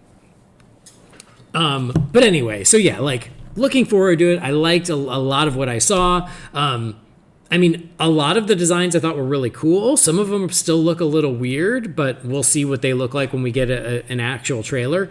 But I thought Bloodsport's look is actually really awesome. We already talked about Harley. King Shark is looking promising as well. I love me some King Shark, so I do love that he's there. So that screen grab that I shared with you guys yesterday that I got from Joe Blow, it's so brief in the trailer. It's like a split-second thing in the trailer, but he's like picking up that guy getting ready to chew on his head, had me dying laughing. I love that so much. And there's a question because Taika Waititi is in the cast list, but he's not actually connected to anyone. The speculation is that he will voice King Shark because the guy who was there at the panel, he was the on-set King Shark. Yeah. Which makes sense. I'll say this. I'm with you, Andy. I'm not like the biggest James Gunn fan. I've expressed that numerous places. But in all fairness, when it comes down to it, I like more James Gunn movies than I do David Ayer movies. So there's that. Yeah, I think that's fair. The other thing I'll address is, Brendan, you said that you fell asleep during Guardians 2. My friend, let me tell you something. I only hate 3 Marvel movies. Yep. The other 2, I would rather have beamed directly into my brain on repeat for the rest of eternity than have to sit through Guardians of the Galaxy 2 again. Cool. I hated that movie that much. I'm not missing anything. But the only... It makes me want to kick everyone's puppy. I hated it so much. One of the other things that made me raise an eyebrow a little bit, and I mean, again, it might look different in the finished product, but in the behind the scenes stuff, like John Cena jumps out at me, but there's a couple of others. I can't tell you which ones they are because, again, I don't know any of these friggin' characters, but the costumes look a little theme parky. Silly. Mm-hmm. They look silly. Mm-hmm. And I think that's done absolutely on purpose. Like, yeah, like, I don't know, like, I mean, John Cena is a big guy, but it looks like he's wearing a muscle suit. Like, I don't know, like, there's something, I mean, it's a Suicide Squad movie, so of course I'm looking forward to it, but there's just something about it that just doesn't sit right with me. It's hard to explain. I think the aesthetic's done on purpose because it's going to be a little bit tongue-in-cheek, and Gunn is not a stupid guy at all. He knows what he's doing by getting these characters, and I think he's going to absolutely embrace the silliness of it, and I think that's going to be part of it, is that aesthetic that you're talking about. Okay. So I because certainly hope because of so. that, I don't really have a big issue with it. I mean, we'll see what the final product plays out as, of course. But And don't mistake my concerns for hating or anything. Like, I definitely want to like this movie. It's just I haven't seen enough of it to, I think a trailer would have gone a long way. But yeah, it's just it's sort of in that realm of more weird than anything, which I'm not a big fan of. But time will tell, and I hope that I really enjoy it when the finished product is out there for us to see. didn't Cena, when he was talking about his character, didn't he refer to him as a douchebag Captain America? He did, yeah. Yeah. I thought that was pretty funny. I do think, and this, I'm not coming up with this again, it's pretty common speculation, is that the cast is so big is because there are two teams, and one team at the beginning of the movie, they all get wiped out. And I do wonder if it's all the ones whose costumes are like really cheesy. And then that's why you need this second team. And then, in the second team are the ones you saw a lot of footage of in the behind the scenes. And that's, Idris Elba and Harley Quinn and probably Peacemaker. It seemed like there was quite a bit with him. So like that would not really surprise seems to have me. a thing for Ratcatcher 2. Yeah. Yeah, I don't even know who Ratcatcher 1 is, so... So anyway, they also did release a poster for this that was pretty awesome. It looked like comic book art, so find that if you have not. It's actually really neat. Honestly, my favorite Suicide Squad thing I saw yesterday was the logo on that Kill the Justice League game. I know that's getting ahead of ourselves here, but... It's all right. So, yep, that's the Suicide Squad. I'm definitely looking forward to it, and I will say this. There was nothing that I saw this morning. There was nothing I saw during FanDome that I didn't like. It's just variations on how much I liked it. There was nothing that I saw that I went, ew, that looks terrible. So this one is lower on my hype list, but I still liked it. And I'm more excited for it now based on what we just saw than I was prior to that. So it's doing its job, but they've got a whole nother year to get us hyped for it. Yeah. So next one, they did the Women of Color within the DC Universe panel, which I thought was actually really cool. It was just cool to see the wide variety of women who are part of our universe. And we got to spend a little bit of time with our new Batwoman, which was kind of fun in there. But this was a pretty standard panel of, just talking about their characters and how important it is and what they've learned and the representation and all good stuff, but like not news, I guess is my point. Is there wasn't a lot of news that came out of it. It was just more of them, just talking about their roles and things. And but it was Anna Diop from Titans and Blackfire from Titans, who's I can't remember the actress's name. The new Batwoman, Iris West.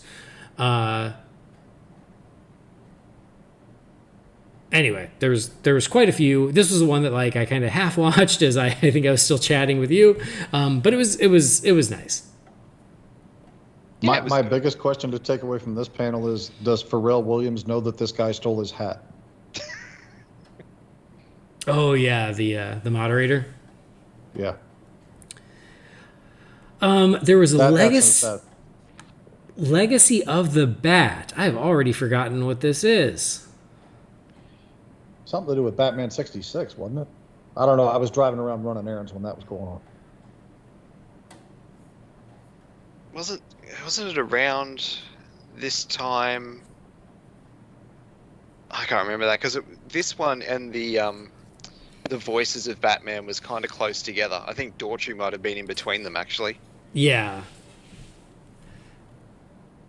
Oh my god, I honestly can't even remember it. It's terrible. Yeah, it was nothing amazing. Super important, yeah. Then there was the Daughtry performance, which made wonderful background music as I went and got a snack. And it's funny because when we did sort of like looking forward to FanDome, and we had a listener join us, I got a couple emails, including from Jamie, that was like, "Hey, I know you guys are making fun of Chris Daughtry, but he's actually a big DC fan." And I'm like, I think I did hear that, and we meant no offense to Chris Daughtry. We were just goofing off. It's I'm indifferent to him as far as his music goes. making jokes, and I totally knew that. I was fully aware. Like, I know he's done art for comics and stuff. Like, yeah, I was just it just felt a little bit out of place that there's this Daughtry performance in the middle of a convention. Yeah.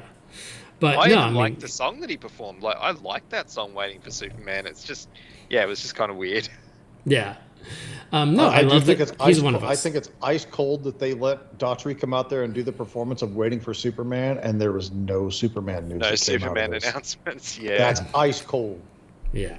You know what you did, Warner Brothers. That's terrible. They did a little preview of the Joker documentary that's available for free on iTunes. So I do have it. I just haven't watched it yet, but that's cool. I'm going to watch that sometime this week. They did a surprise DC Comics panel where they talked about the return of Milestone Comics. And in there, they did mention that they are looking into doing a Static Shock movie. Makes sense. I know that Static Shock has a lot of fans, and that's one of those that I've been meaning to watch, especially because there's some episodes with Batman. It was just one that it missed me the first time around, but like cool that they're resurrecting it. Great.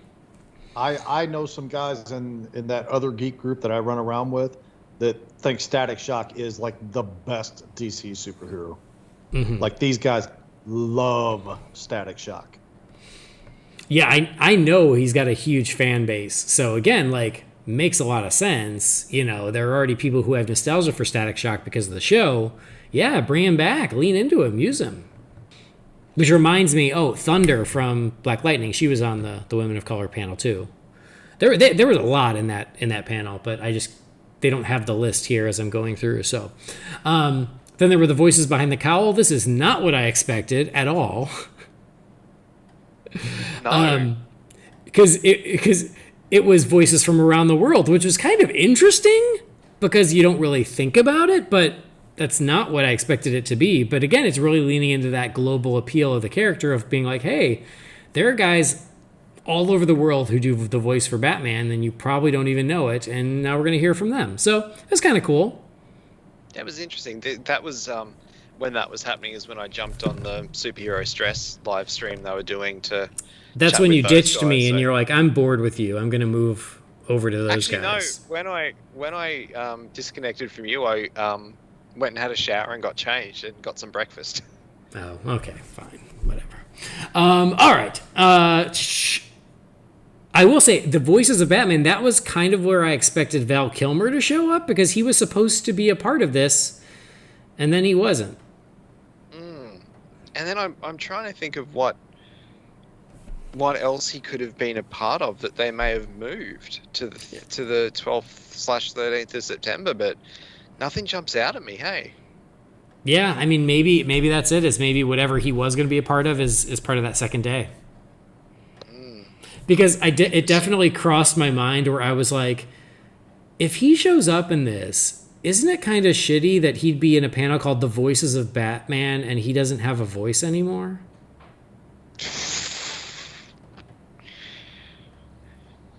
Yeah, I see where you're coming from. I'm just saying, the poor guy can't talk anymore. I must be missing something here. He can't talk anymore. He had throat cancer. He had throat cancer. So yeah, like he literally doesn't have a voice anymore. Oh, I didn't know that. Yeah. Or at least I didn't. Yeah, I'm not being shitty. I just was literally like, oh man, like that would be really awkward. All right, and then we got to the Snyder cut of Justice League. We need to move faster. Jeez, I told you guys so much stuff. Jesus. Snyder cut of Justice League. We need to pick and choose as we go. Zack Snyder, most of the cast showed up to read questions from fans. The only notable absence of the league was Jason Momoa, but he also wasn't part of the Aquaman chat either. So I think he just was busy or unavailable or something.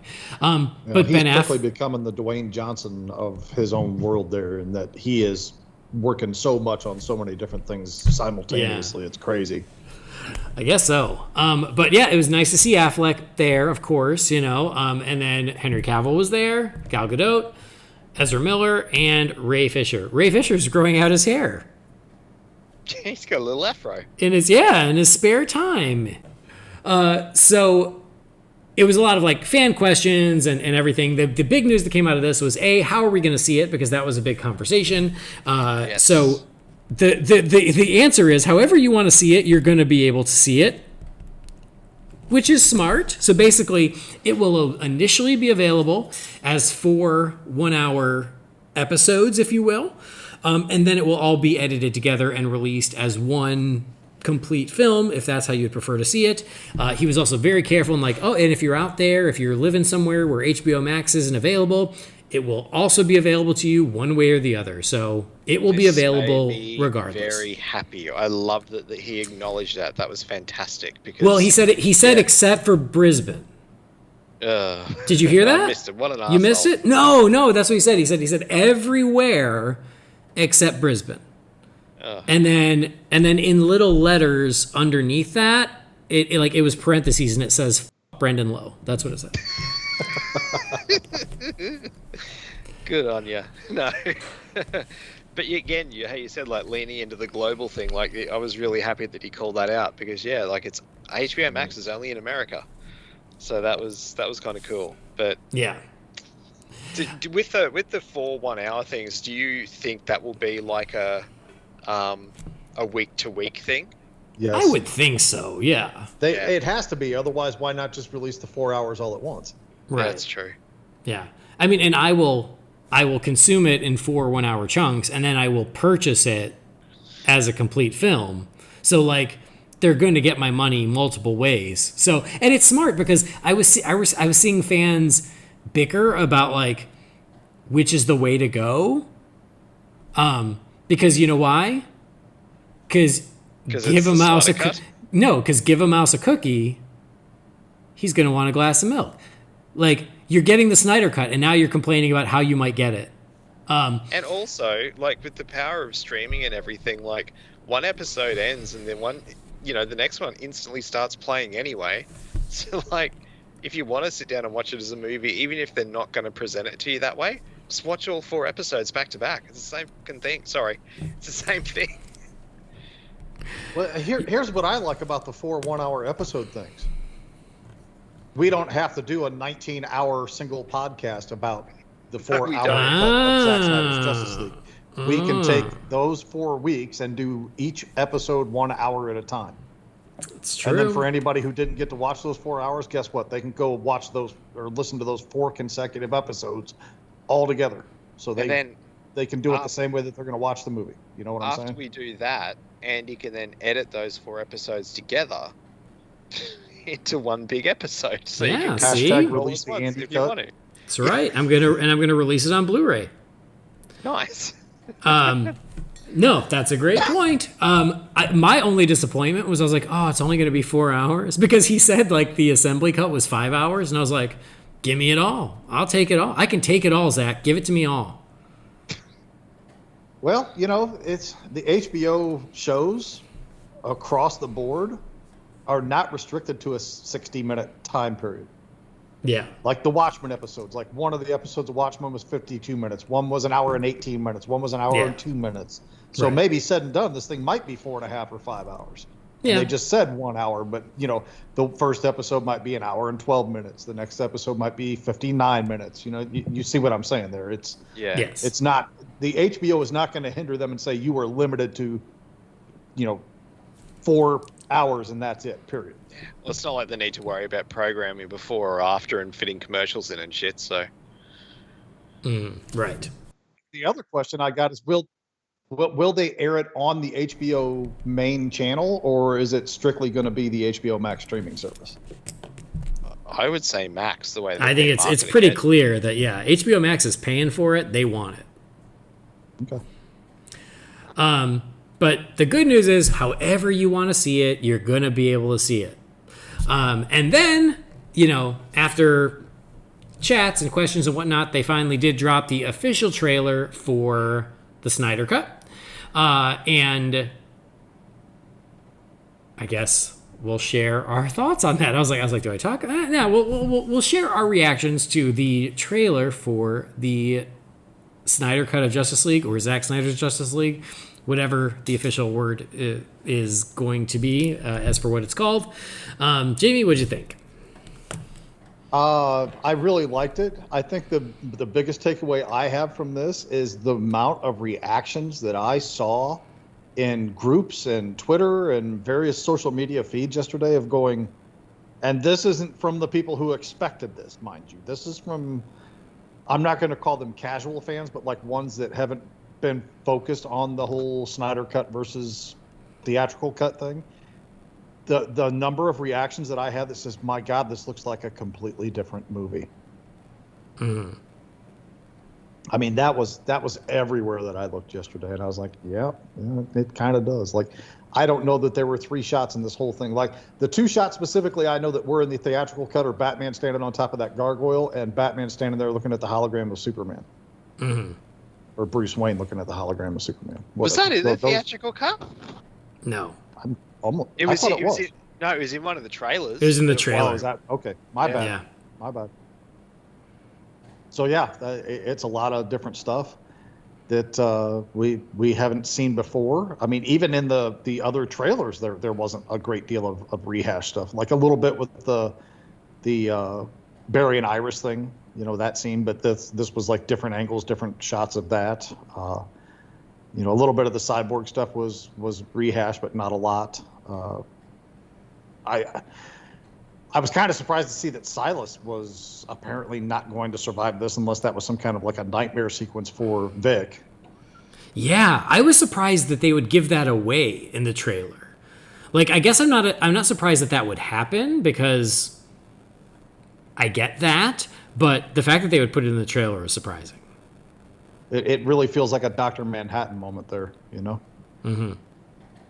And in fact, Zack even said that Dr. Manhattan was like his favorite character other than Batman, I think. So yeah, that was interesting.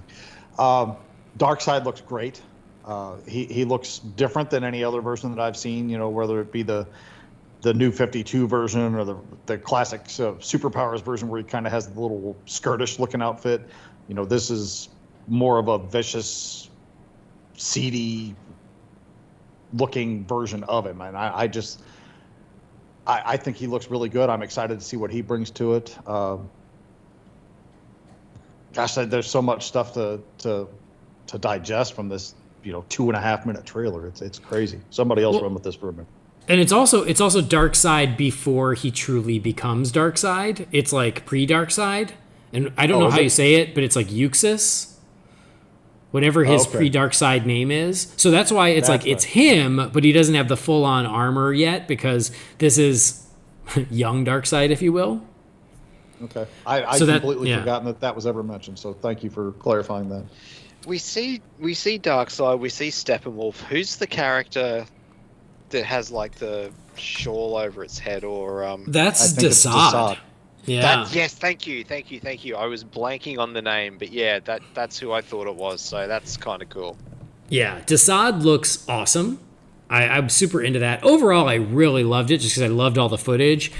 I'm sorry. I hate the song. I hate it. Thank you. I was just about to say, the thing that I took away from it is I still don't understand how people like Leonard Cohen. That song is so annoying, and it's my least favorite part of Watchmen. As much as I love that movie, that song is embarrassingly bad. And I saw a lot of fans go, oh, Zack Snyder knows y'all hate this song, so he used it for this. And I'm like, why? Because all you're doing is you're distracting me from what I want to see, which is your footage of Justice League. Don't distract from what I want to watch by putting in this god-awful song. I like the song. I'm not like a Leonard Cohen fan or anything like that. Fine, but Leonard Cohen singing it, well, I say singing in inverted commas, is friggin' horrendous. It's terrible. But the song itself is a great song. Like Hallelujah is a really good song, but it's just yuck.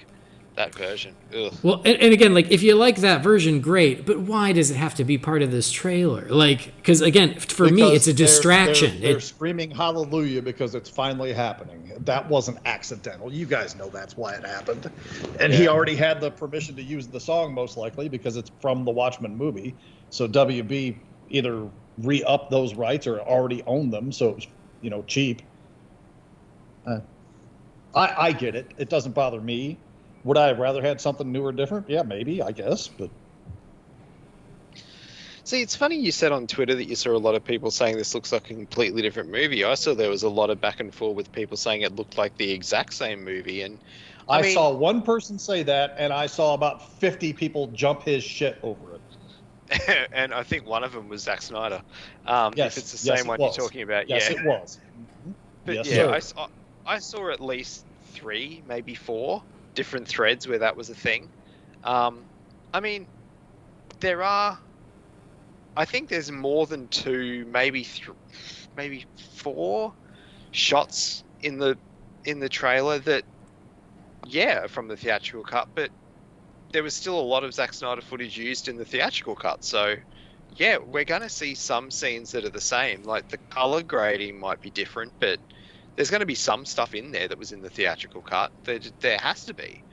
But that's not surprising. But the overall story of the movie is going to be completely different. So, yeah, if you see things that, little snippets of footage and stuff that you go, oh, that was in the theatrical cut, well, no shit. Of course, yes. Yeah. No, I'm exactly like.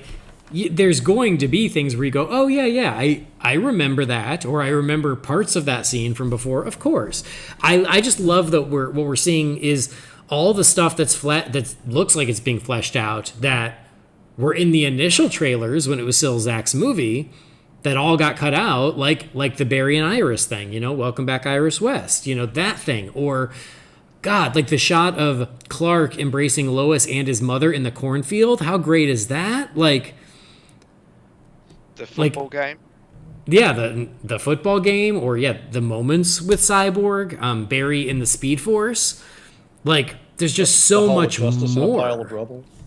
Yeah, the Nightmare revisit, which I'm so glad we're going to close the loop on the Nightmare, because without that, I don't like the Nightmare sequence in BVS because it's just random. Whereas now, if we actually get a payoff, it'll be worth it. And great, thank you. Please bridge that gap for me. And I love seeing it revisited here. Like, that's great.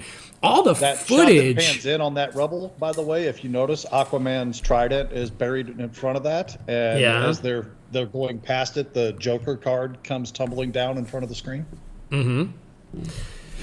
Yeah, all the footage looks great. Right now to make sure we don't miss anything. That's why. Well, we will, because we would do a whole episode just on that trailer. So yeah, we can't cover it all. But like, the scene with Lois and Martha, like obviously that got reshot for the theatrical version. So like to see Martha come to Lois's apartment, and like just things like that, where it just looks consistent and it looks like all the same movie. It looks great. Any theories as to why Barry's barefoot when he gets out there with Iris? Like, is he moving so fast? Does he burn his shoes off by the time he gets there, or what? Oh, I didn't even notice. I didn't even notice. Yeah. I know. Ezra Miller's a kooky guy. But I do wonder if, because this is going back in, like, does that sort of force the hand of Andy Muschietti to bring in Kiersey Clemons as Iris? Because with the theatrical, she sort of got cut out of continuity. Now she's kind of back in. It'll be interesting to see. And I'm with you, Andy. Desaad, as quick as that is, that might be like one of my favorite things in this entire trailer. Yeah, he looks great. Darkseid, I think, needs really weird, but it still looks cool. Yeah, I think Darkseid needs another pass. He's not quite there yet, in my opinion. But yeah, Desaad was a cool surprise. Desaad was one of those ones where it's just like, I know who you are, but I was just completely blanking on the name. Mm-hmm. That moment where Lois is looking up and like Clark is just hovering above the town, and she has that look on her face, that strikes me as the first time she sees him when he comes back in that moment. Mm-hmm. Purely speculation on my part, of course. But. Yeah. I love the throwback of, and it was in the deleted scenes for Justice League, but the throwback of when Superman comes back, the doors opening in the same shot like it was in Man of Steel when he first puts on the suit. Mm-hmm. That was something when it was in the deleted scenes. I was like, oh, come on. How could you cut that out? That's so good. So I'm glad it's back. I know a lot of people are saying that they love how Steppenwolf looks here as opposed to the theatrical cut. That's a wash moment for me. I'm good either way. I didn't mind the way he looked in the theatrical. I don't love or hate the way he looks now. I mean, I just that's lateral for me. I don't really care either way. I don't love Spiky Steppenwolf. I do love the moment where Superman appears to knock him into next week in that real quick shot. Yeah. But I also love the moment where the parademons are shooting at Batman and he's like deflecting it with his wrist gauntlets. That's cool. Mm-hmm. Yeah. Again, I'm just scanning through this real quick, trying to make sure that the major beats are at least taken. The bit where it looks like Vic is throwing missiles at somebody, I want to know what that's about, because he's not in like full cyborg gear, but it's like he's almost using like a telekinesis to take a big stack of missiles out of the sky and throw them off to his right. I wonder what that's about. Dream sequence, maybe? Not sure. The moment where he stops the police car from flattening the cop is a complete redo of what we saw in the original trailer. Because in the original trailer, it just like dents the car and it drops. And this one, it like has an explosion behind it. Mm-hmm. Yeah. It's, I really can't, I can't wait to see it all come together. I think it's going to be pretty awesome. Yeah. The bit at the end is great, where Barry's like, this guy's probably fought hundreds of thousands of superpowered beings all over the galaxy, and you have to assume that he's won. How do we stand a chance? And then Bruce says, I don't care how many demons and how many hells he's fought, he's never faced us, not us united. Like, that moment is freaking excellent. Yeah. Which is interesting too, because the marketing for the theatrical cut was Unite the League, or was it Unite the League? Seven. Yeah. Unite the Seven is what it was. That was the the original. It was the Aquaman reveal said Unite the Seven, Unite the Seven. Yes, once it was the actual Justice League, it was Unite the League. Yeah, I thought so. Yeah. Yeah. So, I mean, because there aren't it seven. Was a theme. It was a theme, and then they cut it out of the movie. Anyway. No, you're right. Well, this quote got leaked like before the movie ever came out. Like it was like on a crew shirt or something, and someone like posted a picture of their Justice League crew shirt, and it said, "He's never fought us before, not us united." And we were all like, "Oh, that's cool! Like that's really cool." And then that was the last we ever heard of it. And it's like, "Oh no, there it is." And it's so nice to see Ben Affleck, like svelte Ben Affleck, not reshoot Ben Affleck. Yeah. So like that's really cool. Damn it, just forgot something. Oh, that's what it was. There was also a moment with Aquaman and Mira, and it shows like the outfit and the trident on the ground and him sort of stepping out of the water. So that interests me, because again, in the theatrical cut, they just sort of, they imply that she gives it to him, but you don't see it happen. I'm wondering if Mara shit the bed and he's just like thrown the outfit and the trident on the ground in disgust and walked out. I mean, he ends up wearing it, so he eventually gets it. But yeah, I'm curious as to what that scene is going to look like in this version. Yeah. Yeah. All right. Well, great. I mean, yes, I love the footage. I love seeing this happen. I did wish they would give us a release date, but I get it. They got to figure it out. But I was just kind of like hoping so that way I could start counting down. But for now, we got more footage, and it looks awesome. Do you think they'll do any special events where they'll actually put this in a cinema? Oh, that's a good question. I could see that happening if it's eventually. Not officially sponsored, some theater chain will do it, I promise you. Assuming HBO Max lets them have the rights anyway. Mm. Oh, and there's the very sweet moment with Diana and the little girl. Yeah. Where she kneels down and they both smile. It's cool. See, people smile in these movies. At least once per movie. Yeah. Not enough as far as I'm concerned, but that's another thing. You like Gal's smile. Oh, God. I told you guys yesterday, watching her smile in that panel made me turn on my air conditioning. All right. Well, awesome to see the footage. Can't wait to actually see it. I am excited for 4 episodes, and I'm excited to put it all together and watch it that way too. So good news all around. That is the Snyder Cut. They did release an official Twitter for the Snyder Cut, so if you're not following it, give that a follow. Let's move forward. Next one was a Flash TV panel that I did take a break, so sorry, I didn't really pay attention to that one. then they did a Black Adam panel. So this one was pretty much just The Rock hyping up Black Adam. And because they haven't started production, we got the logo, we got a lot of concept art of Black Adam himself. But then he also did confirm the characters that were part of the Justice Society who were going to be in the movie. And so as I mentioned that earlier, it was Hawkman, Dr. Fate, Atom Smasher, and Cyclone. And then Noah Centineo popped up, and we'd already known he was cast as Atom Smasher, but he popped up and they chatted a little bit about it. And so, yeah. Also, The Rock very clearly teased a showdown with Superman at some point. And I thought for sure he was going to take it the next step, and that's where we were going to get our Henry Cavill news, but he did not. So they left it up in the air. But he definitely, someone asked him, like, oh, which other superhero should Black Adam team up with? And The Rock started by saying Wonder Woman because of how big of a fan he is of Wonder Woman. But then he's like, but you know what? I think it would be great if Black Adam and Superman got together. Like, I think they would be great together. I think maybe they'd be friends. Or you know what? Maybe they wouldn't be friends. Maybe they'd be enemies. And he was laying it on thick. Like, he practically looked at the camera and winked. And then nothing. And I was like, oh, come on. I loved it how he was sort of like deadpan serious, looking straight down the barrel of the camera, and then just had that big Dwayne Johnson grin on his face. I was like, you mother. Yeah. He knew exactly what he was doing. Yeah. And at the end, how he called out the Justice League at the end too. How he's just like,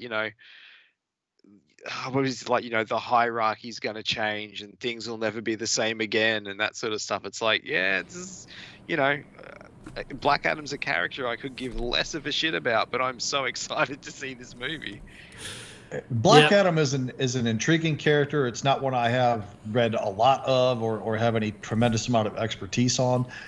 All I can tell you is he is extremely powerful, and I have seen speculation, and of course this is just fans, give them an inch, they'll take 50 miles, thinking that this could be setting up the next Justice League movie. I mean, I wouldn't hate it. I'd be good with it. I thought Black Adam assembled the Legion of Doom that was promised to me at the end of at least the theatrical cut of Justice League. Please believe I'm already in line for that movie. Yeah. Yeah, I didn't take it that literally when he said that. I thought it was more just it was more of a, you haven't seen nothing yet, just wait till you see Black Adam. But it could certainly be a tease, who knows? But I'm down for it if that's what it is. I'm with you. I think it's just more The Rock having fun, letting everybody know that he is going to be the badass of the DC universe as soon as he sets foot in it. Mm-hmm. But you never know. I'm not going to say anything's impossible with the way things have been going lately. Right.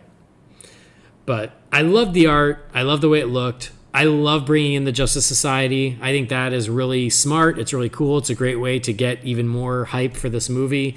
I love how excited he is about it. So, yep. They gave us a lot for Black Adam for a movie that's not even in production. So I was very happy with this. That cat's got more charisma than a mofo, too. I really dig him. And he is, for my money, I think right now he's the hardest working guy in Hollywood. I mean, you talk about a cat that I have no idea how he finds time to sleep. Yeah.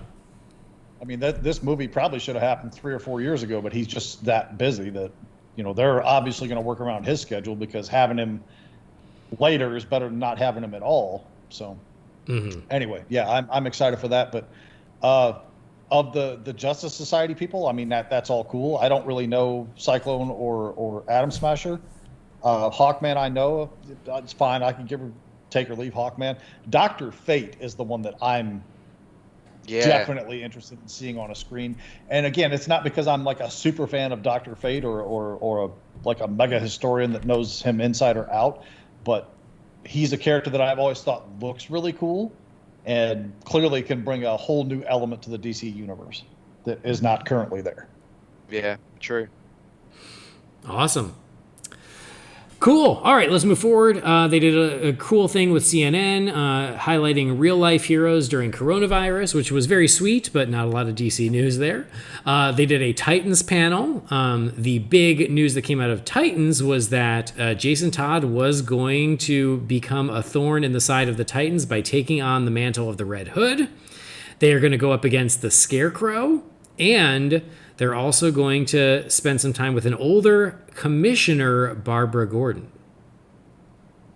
Please get Dina Meyer. Please get Dina Meyer. Please get Dina Meyer. You know, I didn't even think of that, but I love what you're laying down. That would be awesome. I was actually into all of that. Like, I know that they're not following the comics continuity of having Jason die before he becomes Red Hood, but that's okay. They don't have to. Like, have fun with it. Do your own thing. I'm willing to go along with it, but I think that's cool. And honestly, of those three announcements, I'm most excited about Scarecrow just because y'all know he's one of my favorites. And so seeing the Titans take on the Scarecrow, I think could be really awesome. And I'm sure the aesthetic for that will be really cool. At least I hope it is. And as far as Jason becoming Red Hood, I mean, who's to say we're not going to get it the same way? Yeah, you're right. We've established that there's a Joker in this universe. We've established that Batman's been, going around doing stuff. We've established that Jason's a complete loose cannon. Give a 30-second flashback to, Joker from behind beating the hell out of the floor with a crowbar, assuming that it's him. And, I mean, don't even tell us how he came back. Or don't even tell us that he's dead or whatever. Maybe he just beat him so bad that they assumed he was dead and he wasn't. I don't know. There's any number of ways that they can approach that, up to and including what you said, in that he doesn't even have to die to become Red Hood. Yeah. Could be. We'll see. But that's cool. I'm excited. I really love the show. Yes, there's certainly room for improvement, but still, I like it enough that I'm really looking forward to the next season. Yep. Ditto. There's a really quick Aquaman chat between James Wan and Patrick Wilson. I love these guys. I want to hang out with these guys. I want them to both stand up at my wedding. I think that they're just it's so obvious that they're pals, and it was just so charming to see them chat. Not a lot of news, again, just kind of them talking. But the big news that came out was James Wan did say, oh, yeah, they're working on the next one. Patrick Wilson kept trying to get him to say more, being like, am I going to be in jail the whole time? Are you going to let me out so I can play in the next one? And James Wan just said, well, the next one's maybe going to be a little more serious and a little more relevant, and you will definitely get to explore new worlds. And that was really the news. But honestly, that's more than I even expected to hear, because Aquaman 2 is a ways away. But y'all know I love some James Wan, so I enjoyed this quick little chat with the two of them. Yeah. I would just love to pick up James Wan and put him in my pocket and carry him around with me everywhere. You pretty much can. I would hug him and squeeze him and call him George. Yeah. I mean, I'm going to put him in a backpack like Yoda, and he can just train me and stuff. Sold. But yeah, so that was pretty cool, and I can't wait for Aquaman 2, because Aquaman 1 rules. The next one was the Ask Harley Quinn. So this was actually hysterical. Was fun. Yeah. Yeah. So it was animated Harley Quinn, and she was just answering questions from fans, and it was very much in the style of the show. So it was very irreverent. And I like that someone said, yes, is there going to be another season? And she says something like, I sure as hell hope so, but that's up to HBO Max. And so she started ripping on the executives, telling them to greenlight the third season. So, saying how unconfirmed. Was it like she rates well or something overseas because of her violent nature and all that kind of stuff? And yeah. And someone asked about Batman having too much screen time, and he's not even was it third on the call sheet or something? And people say that he's Warner Brothers' cash cow, which is bullshit, because everybody knows that's reruns of Friends and The Big Bang Theory, which is kind of funny. Yeah. Yeah, it was pretty hysterical. It was good. And didn't overstay its welcome. Pretty quick, but fun. Yeah. There was a Wonder Woman 80th celebration, and it was Gal, Patty, and Linda Carter, and they just saying how, hey, next year is Wonder Woman's 80th. We're going to celebrate. And so they released the official logo for the celebration of 80 years of Wonder Woman. Nice looking logo, I thought. Yeah, it's cool. But yeah, that was just a little 5-minute thing. There was something called Tomorrow's Superheroes with Jim Lee. And so this was just Jim Lee talking about the importance of globalization, global audiences, diversity, making sure that, representation is in all of DC media. Important stuff. Again, not a lot of news, but not surprising based on the direction that we know the company is going. I want to take a moment. I mean, we've already said just a little bit about that, or you guys did.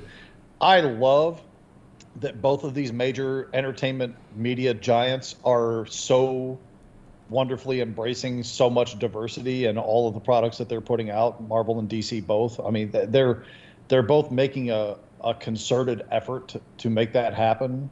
I think DC is actually ahead of the game in many ways, but I think both are celebrating it, and I think that's a great thing. So, cheers to both of those companies for that. Actually, in one of the panels, was it Jim Lee saying that late this year or early next year or something, a comic writer's doing a story arc that introduces a black Batman? Yeah. That might have been. I can't remember if it was, maybe that was in the. That's the one that Bernardin hosted, so nobody watched. Was that the Milestone Since one? everybody else is giving Andy editing homework, Bernardin, I turned it off the instant I saw him. Was it in that one? I can't remember if it was in It that could have one. been that Legacy of the Bat one that I couldn't remember. It could have been that one. Yeah. But yes, that's right. So, yes. So the writer of 12 Years a Slave, John Ridley, he is writing a new Batman where Batman will be black. And it sounded like, because he was on one of the panels, and I swear he said something about like the Fox family, Lucius Fox and his family. So it would not. The story's going to center around them. Yes. Yes. So it would not shock me if it's Luke Fox, who's been Batwing, becomes Batman. I'd rather see Lucius as Batman. I mean, Lucius only because is I want usually to see old. Morgan Freeman in a bat suit somewhere. You know what I'm saying? How awesome! Kind is of that? old for that. Speaking of Lucius, that was something for the people who care. So me, they said that season 2 of Pennyworth will introduce Lucius Fox. Oh, okay. Great. Cool. So anyway, yes, that is a good point. Moving forward, there was a Shazam panel, and so it was Zachary Levi and a bunch of the cast members, and they did it was a running bit about like they couldn't share anything, but eventually Sinbad showed up because of the I don't even want to call it the joke, but the old theory that like there was a movie called Shazam starring Sinbad. And I'm from the Prime timeline because I never believed that was true, but there are people who swear it was. But they were playing off of that, and it sounds like he is going to have a role in Shazam 2. I've heard people theorize he will be the voice of, oh God, what's his name? Mr. Tiki Talkie? Yeah. The tiger? Talkie Tawny. Oh, that's it. Talkie Tawny. Thank you. But anyway, so it was super fun. They had a great time. David Sandberg eventually showed up. And the real news that they gave the title of the sequel, which is Shazam! Fury of the Gods. That's pretty cool. I love this panel. I did. It was so good. It was just so much fun. I had a huge smile. First of all, I'm a big fan of Sinbad. I think that guy is hilarious. I've always thought that guy is hilarious. Like, he did a stand-up special 25 years ago or whatever it was where he was talking about his grandmother's chihuahua, and it was hilarious. And he had this other bit about how you cannot cleanse your colon and keep your friends, and that was hilarious. The guy makes me laugh. He's funny, and he's a good actor. I really do like him. So it warmed my heart to see him there, whether he's going to be involved in the film or not, but I really hope that he will be. The fact that Zachary Levi is like, okay, I'm going to take some of you guys' questions. Go ahead and ask. And they're like asking. I was like, I can't talk about that. I can't talk about that. I can't say shit about shit. And then he's like, can I say shit? No, say squat. He's like, I can't say squat about squat. Like that whole thing to me just, it worked. Like goofy humor is really hit or miss with me, but somehow he is so charming and I like him so much that I think that whole thing was great. The whole panel was excellent there as far as I'm concerned. Yeah, I agree. I thought it was great, and that whole cast always seems to have fun. David Sandberg, we've talked about it before, how much fun he has with the fans and on Twitter and everything. He just seems like a really good dude. Zachary Levi seems like a really good dude, and so yeah, they just had a good time, and it was nice to see them do it. Little Faith Herman, who is just the most adorable thing in the world, she was like, they did a thing where she was drawing the poster. And then, yes, she is the one who got to reveal the name of the sequel. Yep. So, yep, fun stuff. Fury of the Gods. Again, this could have been where they said, yeah, and Henry Cavill Superman's going to join the party, but they did not say that. So, we'll see. Well, you know, you could argue that Superman's a god. You could argue that Black Adam's a god. Mm-hmm. Right. All right, so the next one up was Wonder Woman 1984. The cast plays Werewolf 1984. So, Highlight Brendan, I'd like you to share your 10 favorite things about this panel, starting with 10 and working your way up to 1. 10 to 1. It's a tie. It was when it ended. Yeah, what the hell? It was so weird, but whatever. It okay. was weird, but I'll just, you know, as an appreciative red-blooded male, I will say that there are some very lovely ladies involved with this project. This is true. That is true. So yeah, this was bizarre, but whatever. And then the next, this is where I was really fading, because it felt like it was going on forever, and I was so tired, and I think that made it even worse, as I'm like, I just want to go to sleep. Please move this along. It was funny watching these two in our little private chat that we had about it, saying, "Oh my God, I'm dying over here." But I've made it this far. I have to see the Batman. I have to see it. This is how I'm kind of feeling I legitimately, now. Usually I don't feel bad for you guys for shit, because you're making me do all kinds of funky scheduling to even be on a podcast anymore. But I legitimately, my heart went out to the two of you sticking that out the way that you did yesterday. So everybody raise a glass to Brennan and Andy for toughing this out so they can get this podcast done as soon as possible. So I'm feeling that way now, because I've just hit 21 hours straight of being awake. Man. I'm like, can we hurry up and get to the Batman, please? We're so close. We're so close. I know. Hang in there. Don't go to sleep on us. I did it last night. You can do it now. Damn it. I was going to say, this is a repeat of the exact conversation that happened yesterday. I just want to get to the Batman so I can go to bed. Yeah. Here we go again. Okay, so the next one is Suicide Squad killed the Justice League. This is another game panel. I kind of will echo my feelings from the first game one. I think it looks cool. Will I play it? Probably not. Do I want to? Sure. I just don't know if it'll happen. But, like, fun. And apparently this one is set in the Arkham universe. And at least now we know who the playable characters are. It's Harley Quinn, Captain Boomerang, Deadshot, and King Shark, which... that seems like a pretty good selection. I thought the trailer was fun. Cool. For the gamers out there, I think this is something that's pretty exciting. Two things on this. I mentioned earlier, I love the logo where it's the Suicide Squad as the crosshairs and the C makes a U depending on which direction you're looking at it. I just thought that was, I mean, it's not like flashy or anything like that, but that was creative. I really like how that was done. And number two, I was really surprised to see Brendan Lowe was one of the moderators of this particular thing for Rocksteady's representatives.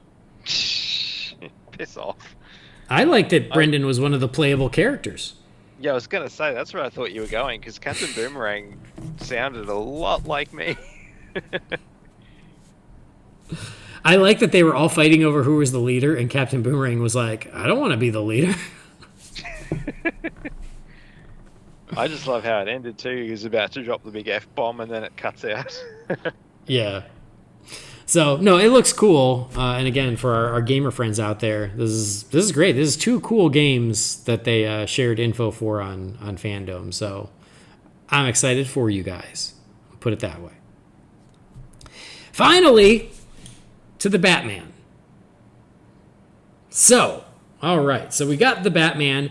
I love that they used the Michael Giacchino music to bring us into it. I do love that music. I think it's great. Robert Pattinson kicked it off, and he didn't really say much other than, hey, you know, I'm excited. I'm a big fan. We're doing great stuff. I don't know what I'm allowed to talk about, but anyway, it was pretty quick. And he goes, but I'll leave it to Matt Reeves because he knows what we're allowed to say and what we're not. So that's on him. And so then Matt Reeves is really the one who comes out and he does most of the talking.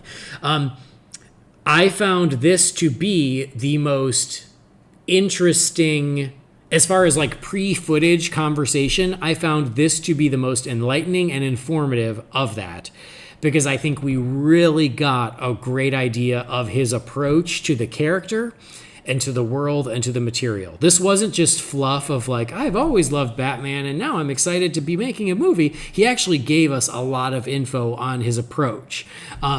So I was glad I didn't go to sleep, because I actually think that everything that he talked about was really interesting. And I kind of want to find like a transcript of it because I don't remember it all.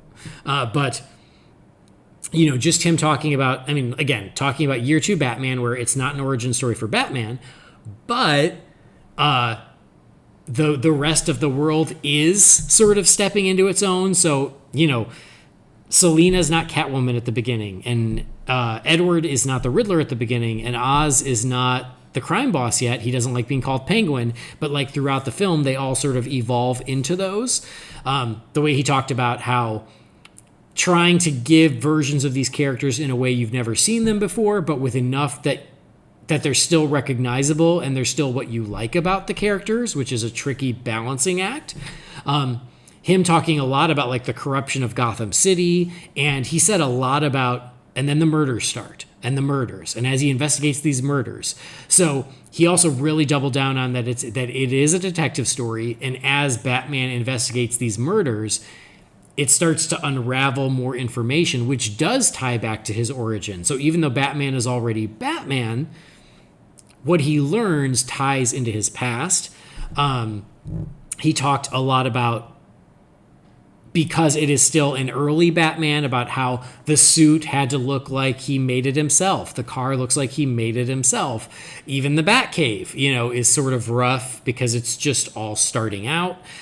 So all of that stuff we gleaned once we finally got our first look at all of that stuff, but it was still interesting to hear Matt Reeves articulate it. So honestly, all of the stuff he talked about, I thought was really interesting. He talked about Gotham City and how Gotham City is very much a character. I loved what he said about how like using like a real world place, and oh god, I can't remember where they shot. Do you remember? Liverpool. Thank you. You know, they're shooting in Liverpool, but then via CG, they're adding and changing the city and adding some modern elements to the classic elements to really give Gotham its own personality.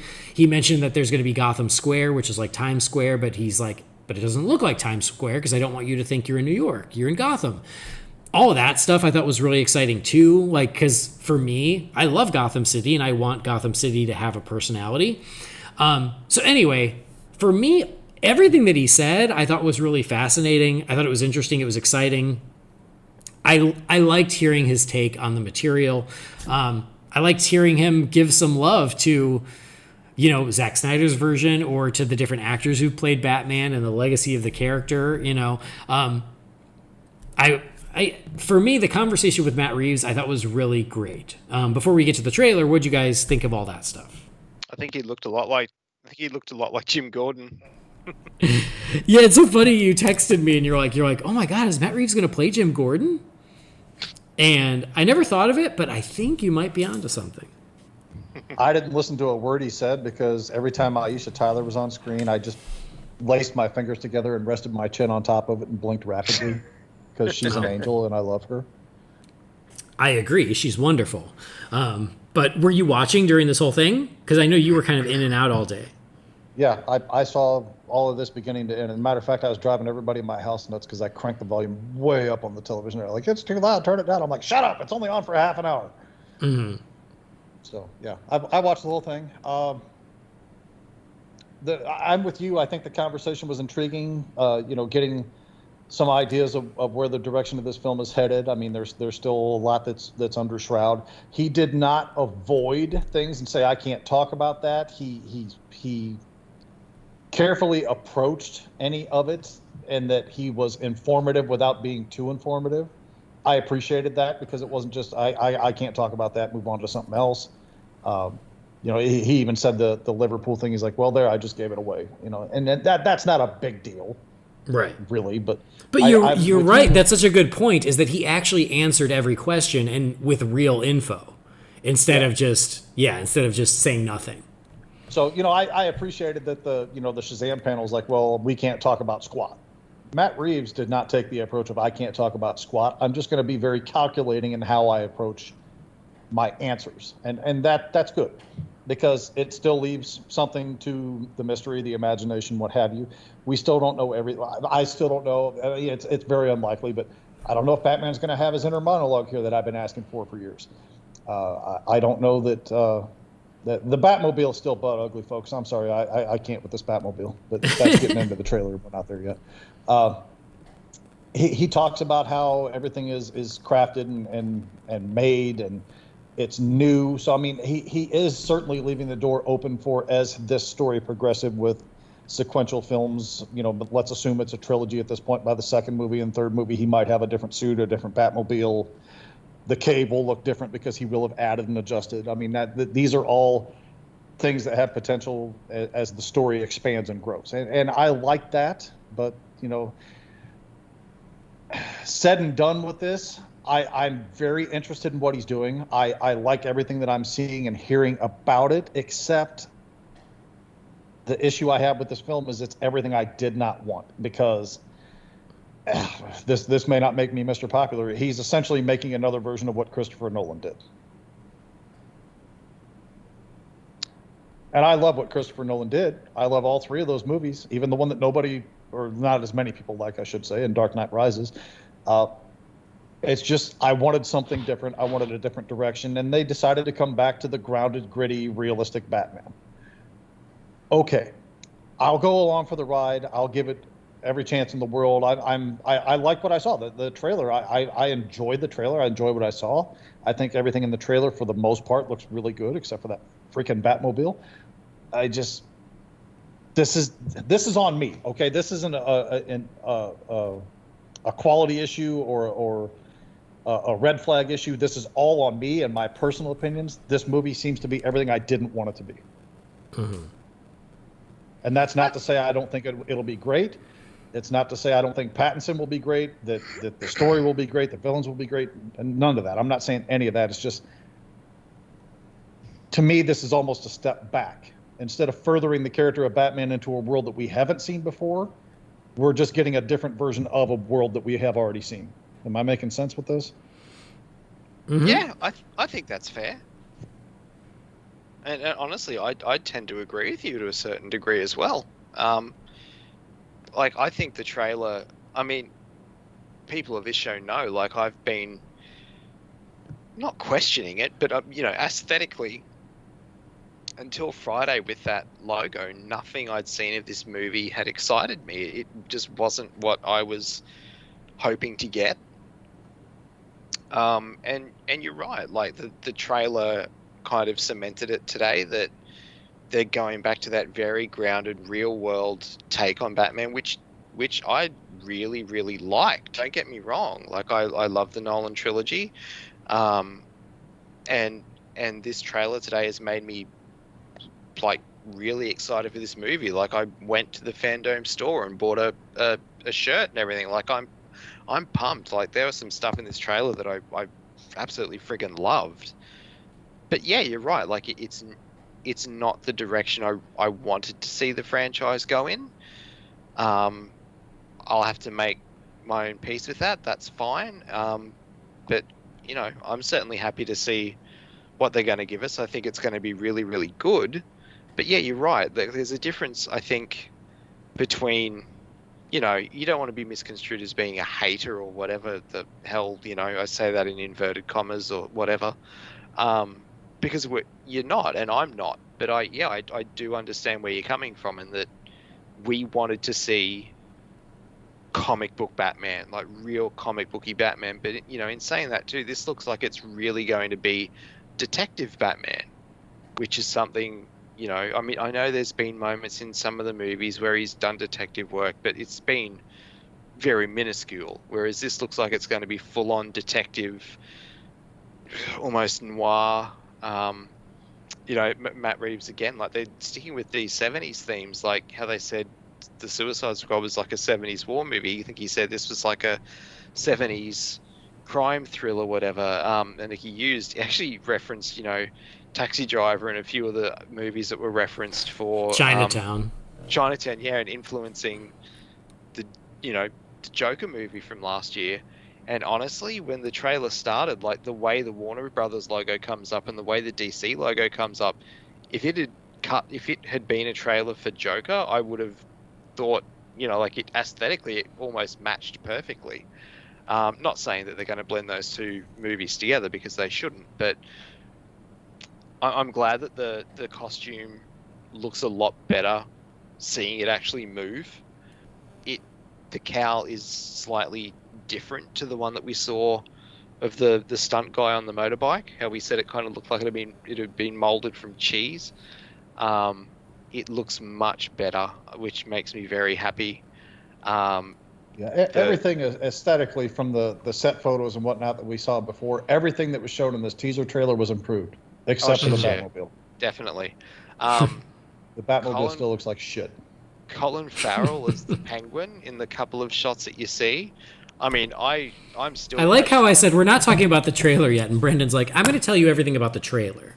Oh, sorry, dude. I just... All right, let's back off the trailer for a second. I went hunting as soon as somebody asked him the question of what deep dive did you take to draw inspiration from, the comic books, and he's like Darwin Cook's Batman Ego, and I'm like, immediately picked up my phone and went to DC Universe, and guess what isn't on there? Really? Yep. I'm At least shocked. not that I could find. I searched 3 different ways and I couldn't find it. Oh, that's weird. Okay. Sorry, we can jump into the trailer. I was trying to be like, oh, here's everything that he discussed and how do we feel about that, and now let's talk about the trailer. But you're already half asleep, so you probably didn't hear that. It just kind of all. This is what happens when you record in 3 different time zones. He was ready to talk about the trailer. We were not. See, I'm in the future. No, it all just started coming out, so I am sorry. It's okay. Yeah, I'm still questioning that that's Colin Farrell as the Penguin because people think Heath Ledger disappeared into the Joker. Holy shit! Like, I gotta tell you, the coolest looking character that I'm seeing in this is the Penguin. If that's him, we assume that's him. I'm pretty sure that's him. I'd say I'm 98% sure that's him. But I mean, oh my god, Penguin, but it doesn't look like Colin Farrell. Like that's I was. I don't want to say scared, but I thought that they might go the route of like, oh, Colin Farrell in a nice long coat and, and an umbrella, and now he's the Penguin. And I was like, no, man, like make him look like the Penguin. And if that's him, hell yeah. Like, that's awesome. Yeah. Okay, this is going to sound just sillier than shit, but I don't even remember seeing him in there. Are we talking about the guy with the glasses that's like looking toward the camera near the beginning of the trailer there? Nope, he's at the end. No. I will try and find a screen grab for you. That's right, I've got it. Okay, and you can send it. But I missed it the first time too because I wasn't even really looking for him. I was very much focused on Batman, and then the glimpses we get of Selina, the glimpses we get of Edward. Because can we call them Catwoman and the Riddler yet? I don't think so. Check your phone, Jamie. I'm scanning through the trailer looking for it right now. And then so people started tweeting out screen grabs, and they were like, oh my god, that's Colin Farrell as the Penguin. And I was like, holy shit. I think I see it. Okay. It's amazing. I love it. That's it's good. Really quick, right? That's what we're talking about? Yeah. But he's the one towards the end who says, this guy's crazy. I will say, based on what you were... like David Dismalshin in the shot where the car comes in and he saves that guy from getting hit by the car. I seriously thought that was David Dismalshin for a second. The hair and everything. It could be, considering he's in everything. So, to kind of address what you guys were saying, like, number one, I think we all are on the same page as far as what we wanted this to be, as to what it is ending up being. But I feel like I've already made peace with that. Like, once we got the reveal of the suit, I went, okay, this isn't what I thought it was going to be. And then, and then once we saw the car and then the set photos, I'm like, okay, yeah, like, I get where he's going. He's not going where I would have gone, and so I need to let that go. And I have. Like, I've pretty much already made my peace with that. I hope that someday, as long as when I'm still around, we come back to that. But Matt Reeves is doing what he wants to do. He's doing his version, his take. So I've already accepted that, and I'm trying to only judge it based on those terms. Again, I loved everything that he had to say about his approach to the characters and to the world. I thought all of that was really interesting. And then the trailer, since we're jumping to it, the trailer I thought was awesome. I loved it. And I loved it because I'm judging it on its own terms, not what I hoped it would be. Because, again, that ship has sailed. That ain't going to happen. So in this version of, a year two Batman, a rookie Batman, if you will, where everything's still a little homemade, it's still a little janky, where the rest of the world is still coming into its own, and we're hopefully going to grow into the Bat universe that we know and that we love. Taken on those terms, I thought the trailer was amazing. It was intense. It was moody. To what we said earlier on, I can't believe that they've only shot 30% of the movie and they were able to put together something this compelling with that, because they didn't have that much footage to use. I will agree with you guys. I think the suit looks so much better now that we're seeing it in footage. And so it makes me think two things is, it goes back to it's always important to remind ourselves when we get those first glimpses of like, wait till you see actual footage because everything can change. So always a good reminder. But B, then why didn't he select a better first reveal of the suit than what he did? But because in the footage in the trailer, it looks pretty good. It's still not my favorite, but again, he explained the rationale behind the suit, and with that rationale, it still looks cool. I dig it.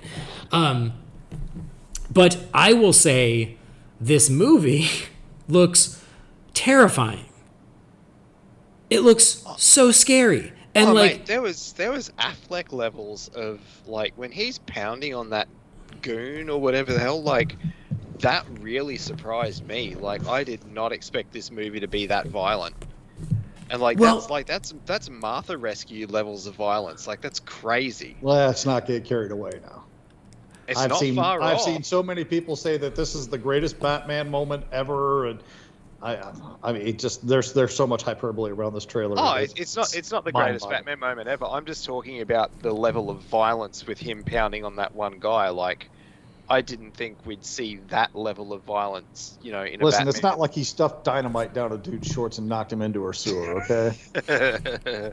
But I mean, the line "I am vengeance." I mean, that's probably my number one takeaway from FanDome overall. That moment for me was worth being awake for the now 21 hours straight. That was awesome.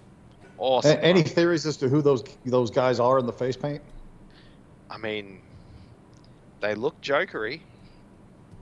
Yeah, who knows? Exactly what my wife said when she watched it. Yeah, it's so hard to tell, but yeah, it possible. I wasn't even thinking of that moment when I was saying how scary it looks. I was thinking of the Riddler stuff. Oh yeah, is he the one that's putting duct tape on the guy? Yes, yes. That dude's face wrapped in duct tape with the note "No more lies." That is horrifying. And then it feels really Seven-ish, and I say that with the utmost regard because I love the movie Seven. I've heard so many people make that comparison, and it's true. Well, here's the thing. Ever since Batman Begins, 15 years ago, fans have been saying, do a Riddler, but do it through the lens of Seven and or Saw. And then you end up with a very scary Riddler that's not a Joker. And fans have been saying that for 15 years now. And when we thought Nolan was going to do it, that was the perception of well, yeah, of course you can make the Riddler scary because you make him like this. And so either Matt Reeves agrees or he's just heard people talk about that for years and years and years. He's like, well, great, that's what I'm given. Because that's exactly what it is. It's this very terrifying version of the Riddler that is, you know, very intellectual, very brutal, very creepy. But yeah, it's Saw and or Seven. But that's okay, that works. So basically what he's doing is he's finally giving the version of the Riddler that fans have been asking for years now.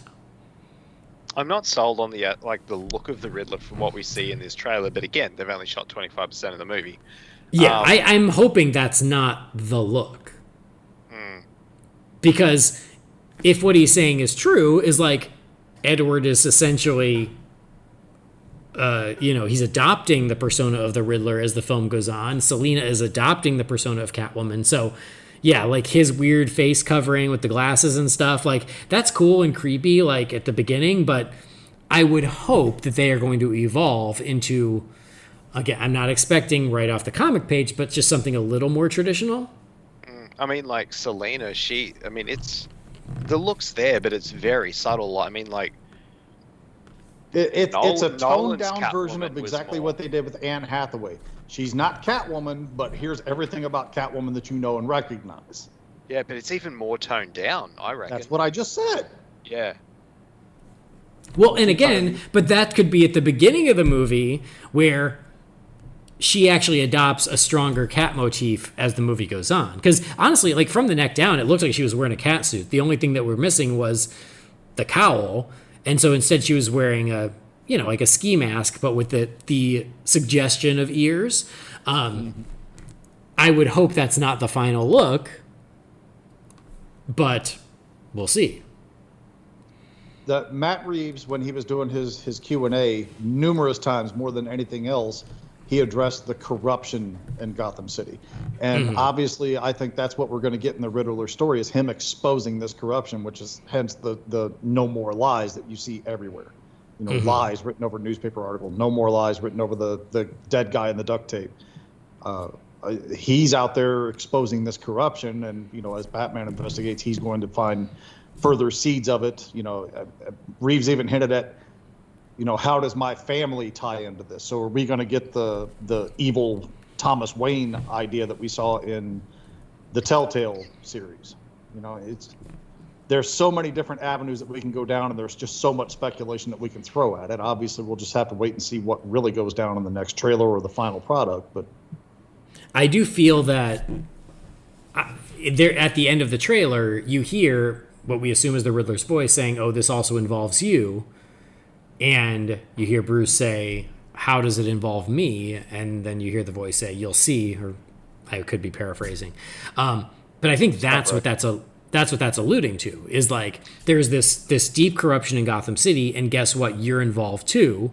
And Bruce is like, "Well, how am I involved?" And it's like so I think that's the thread he's going to pull on, and it's going to expose that how somehow the Wayne family is part of that corruption too, whether they know it or not. I also like that last shot of the trailer too. Well, last scene where that he's in the obvious, like, looks like the Batcave or something to that effect, and he takes the cowl off, and the black eye makeup is there.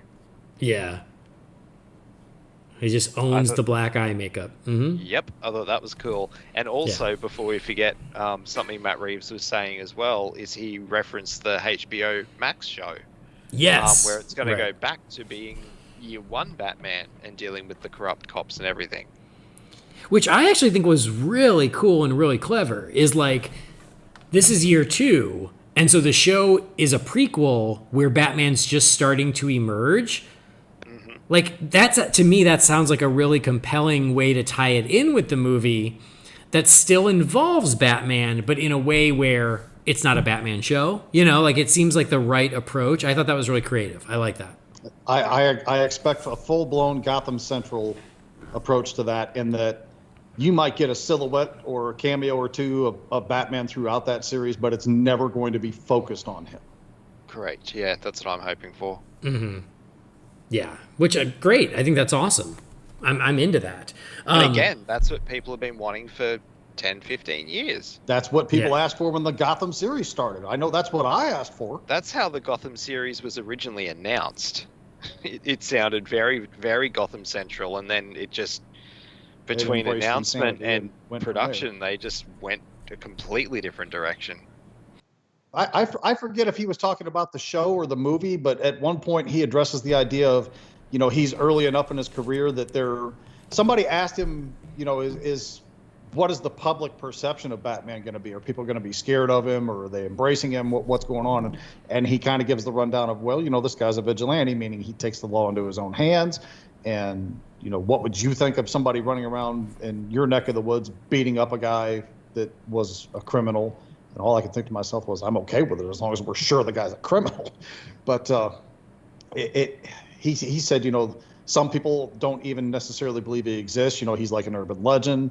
Other people are terrified of him. And as he went on with that, I found that a nice approach. And we've seen a little bit of that in other iterations. But I've always liked that idea of, very much like what you saw in Man of Steel and many other places. There are always going to be people that are divided on an issue. So in the case of Batman, there are going to be people that are petrified of him. There are going to be people that don't believe he's actually existing. It's some kind of a conspiracy theory brought about by some political party for some reason. There's going to be people that, want to elect him president because they love everything that he does and they think he's great. I mean, I like that approach, that not everybody looks at him in the same light. Yeah. Yeah. Very cool. Some other highlights of the trailer. I will say, I agree with you, Jamie. I don't love the Batmobile, but seeing the flames come out of that, the back of the car, still pretty cool. Like, just, it makes me go, oh, okay, all right, that's neat. It looks like a Dodge Challenger that somebody shoved a jet engine up its ass. I just think it's the ugliest thing I've ever seen as far as a Batmobile. I'm sorry. No, I get that, and I don't disagree. But it could be one of those things. I see it in action. I will warm to it. But, the couple little action shots we get in there are very cool. You guys already mentioned where he just goes ham on that guy. Someone actually said he hits him 13 times in 8 seconds. And breaks his arm or shoulder. Which is extreme. My favorite part of that, and it's cool watching Batman pummel somebody. I'm all about that. But people acting like this is the greatest Batman thing ever put on film. I'm sorry, I'm not with that, because I saw something much better 4 years ago.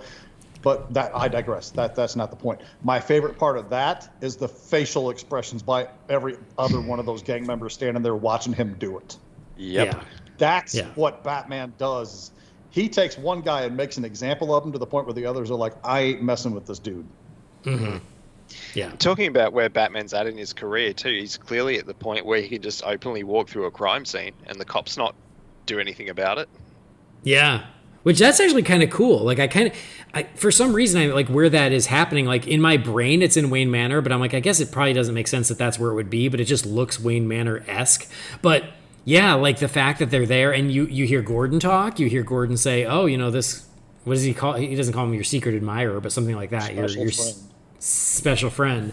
And then, that like, there's already that sort of reluctant alliance that Batman can show up at the crime scene. And again, I think he looks great in that moment. He looks great in the moment. The facial reactions of the other detectives and officers that he's walking past in that hallway from that POV shot, there are a lot of, oh, wow, he's real looks on these people's faces there, which I thought was pretty cool. Yeah. And I love starting with his boots. Did anybody make out of the symbols at the bottom of the card when it was opened up? No. Because I stopped it and I looked at it. I can't figure any of it out. I don't know what it is. I know there's something written inside that says, or something to the effect of, how does a dead man stop telling lies, or something like that is what's written on the left-hand side of the card. And it's like, let's play this game, you and I together, or something is what the main print of the card says. But then there's a bunch of symbols underneath that, and I can't make out what any of them are. I saw it on Twitter, and I wish I had saved it, but I didn't. But somebody like freeze framed that riddle, and I can't remember what the riddle itself was, but it was something about like what happens to a dead liar or something like that, and but the answer was he lies still. And I don't know. Credit to whoever on Twitter did that, but I was like, oh, that's actually kind of cool and creepy and weird. I love the weird, creepy writing on the cards and stuff. Like, And the cards all are that green, so that does give the indication that eventually the Riddler might assume a green outfit and whatnot. motif, yeah. And I love that the Riddler is playing this game with Batman, where he's already targeted of like, this is the only guy that's worth my time, so everything is for him. Like, that's awesome. I'm into that. I was going to say there's a moment where you see Batman fight off Selina for a second, and that looks really cool. It's really quick, but it's very cool. The two of them clash.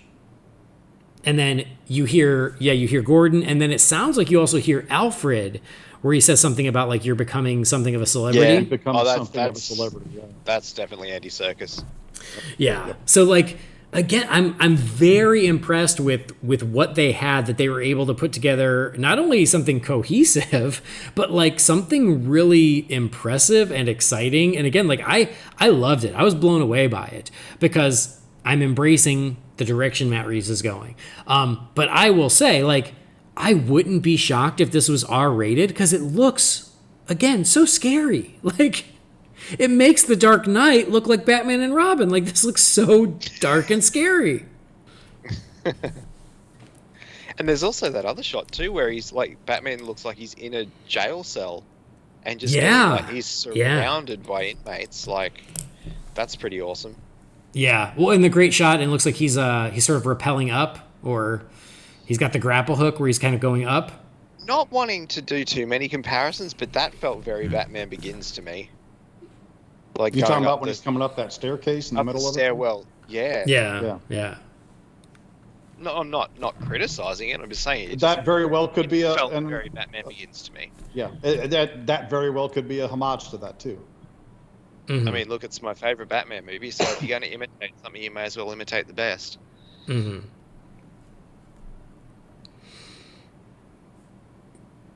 All right. Yeah. I was just saying, I forgot what it was. Oh, there's a moment where Gordon grabs a hold of Batman and like throws him up against the fence or the wall inside there. Like Batman's getting ready to do something and Gordon doesn't want him to do it, or Gordon's going to tell him, listen, you need to stop this shit right now. I don't know what's going on there, but there's certainly a moment of tension between the two of them. Okay.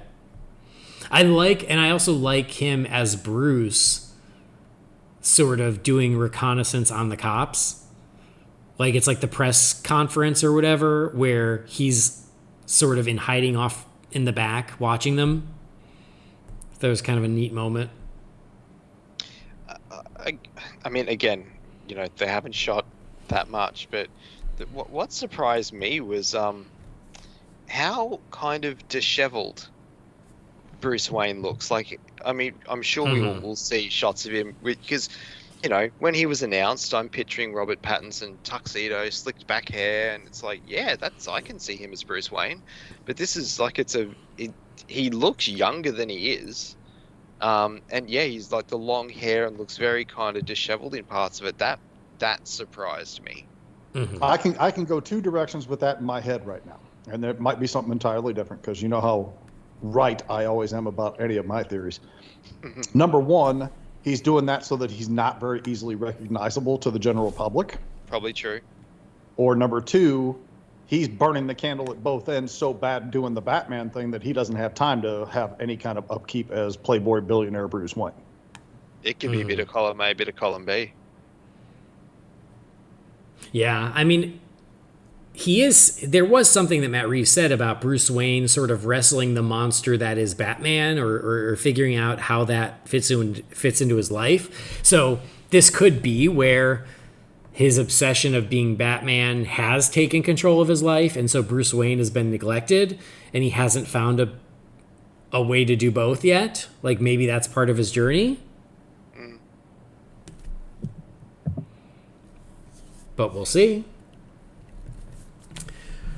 But yeah, overall, so thoughts on our first look at the Batman. Did it move the needle? Does it make you more excited, less excited? How you feeling, Jamie? I was super excited when we were coming into it. I was significantly reduced in my excitement when the set photos released of it. I was even further reduced when some of the news of what was possibly going to happen with it started leaking out. Then listening to Reeves have that conversation with Aisha Tyler and the fans, I understand where he's coming from. I appreciate it. I like most of what he said. There was just my own hang-ups of what I wanted versus what we're getting. That said, taking my personal feelings aside of what I would have rather had, I like what I'm seeing from this film.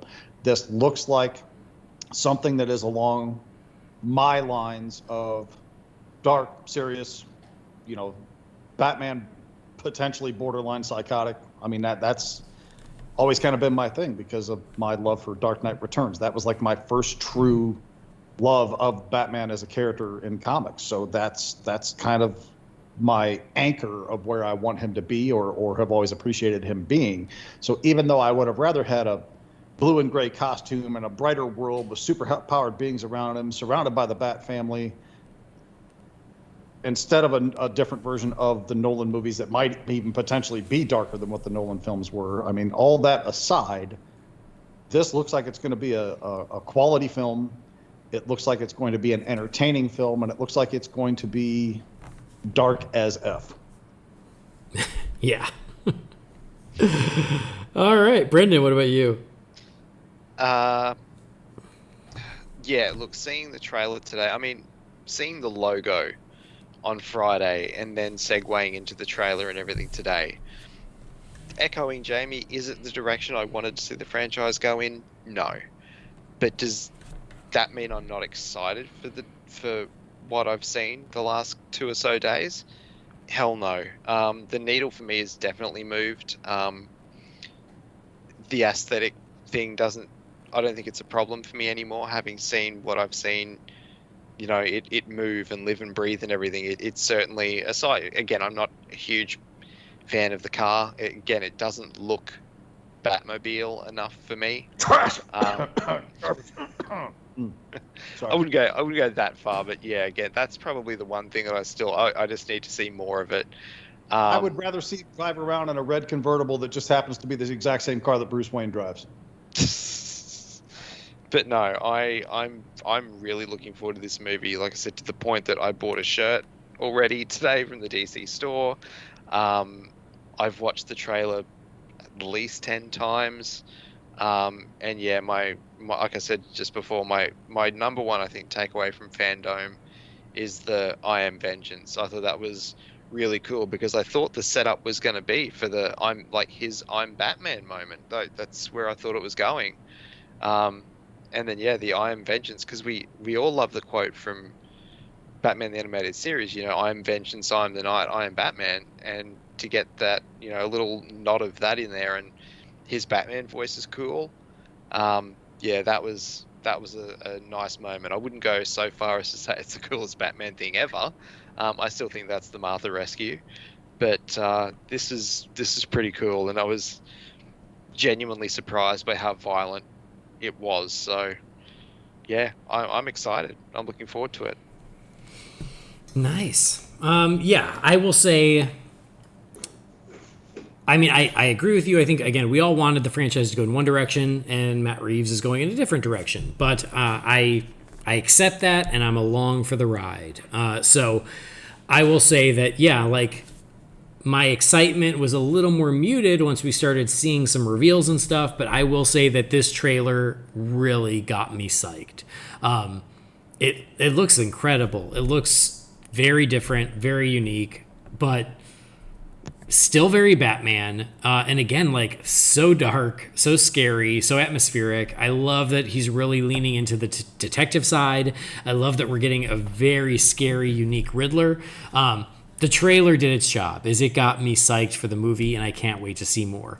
They have a lot more to shoot, so I'm excited about that too. And yeah, as I said, I really hope these aren't the final versions of Catwoman and the Riddler. I hope that they do evolve more into their comic book selves.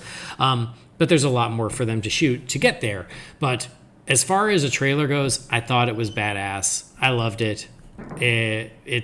Yeah, I mean, they're going dark, and I'm into it. I could see why it wouldn't be everyone's thing, but again, I'm down. I'm along for the ride. So I thought it was awesome, and it was a hell of a way to end DC FanDome.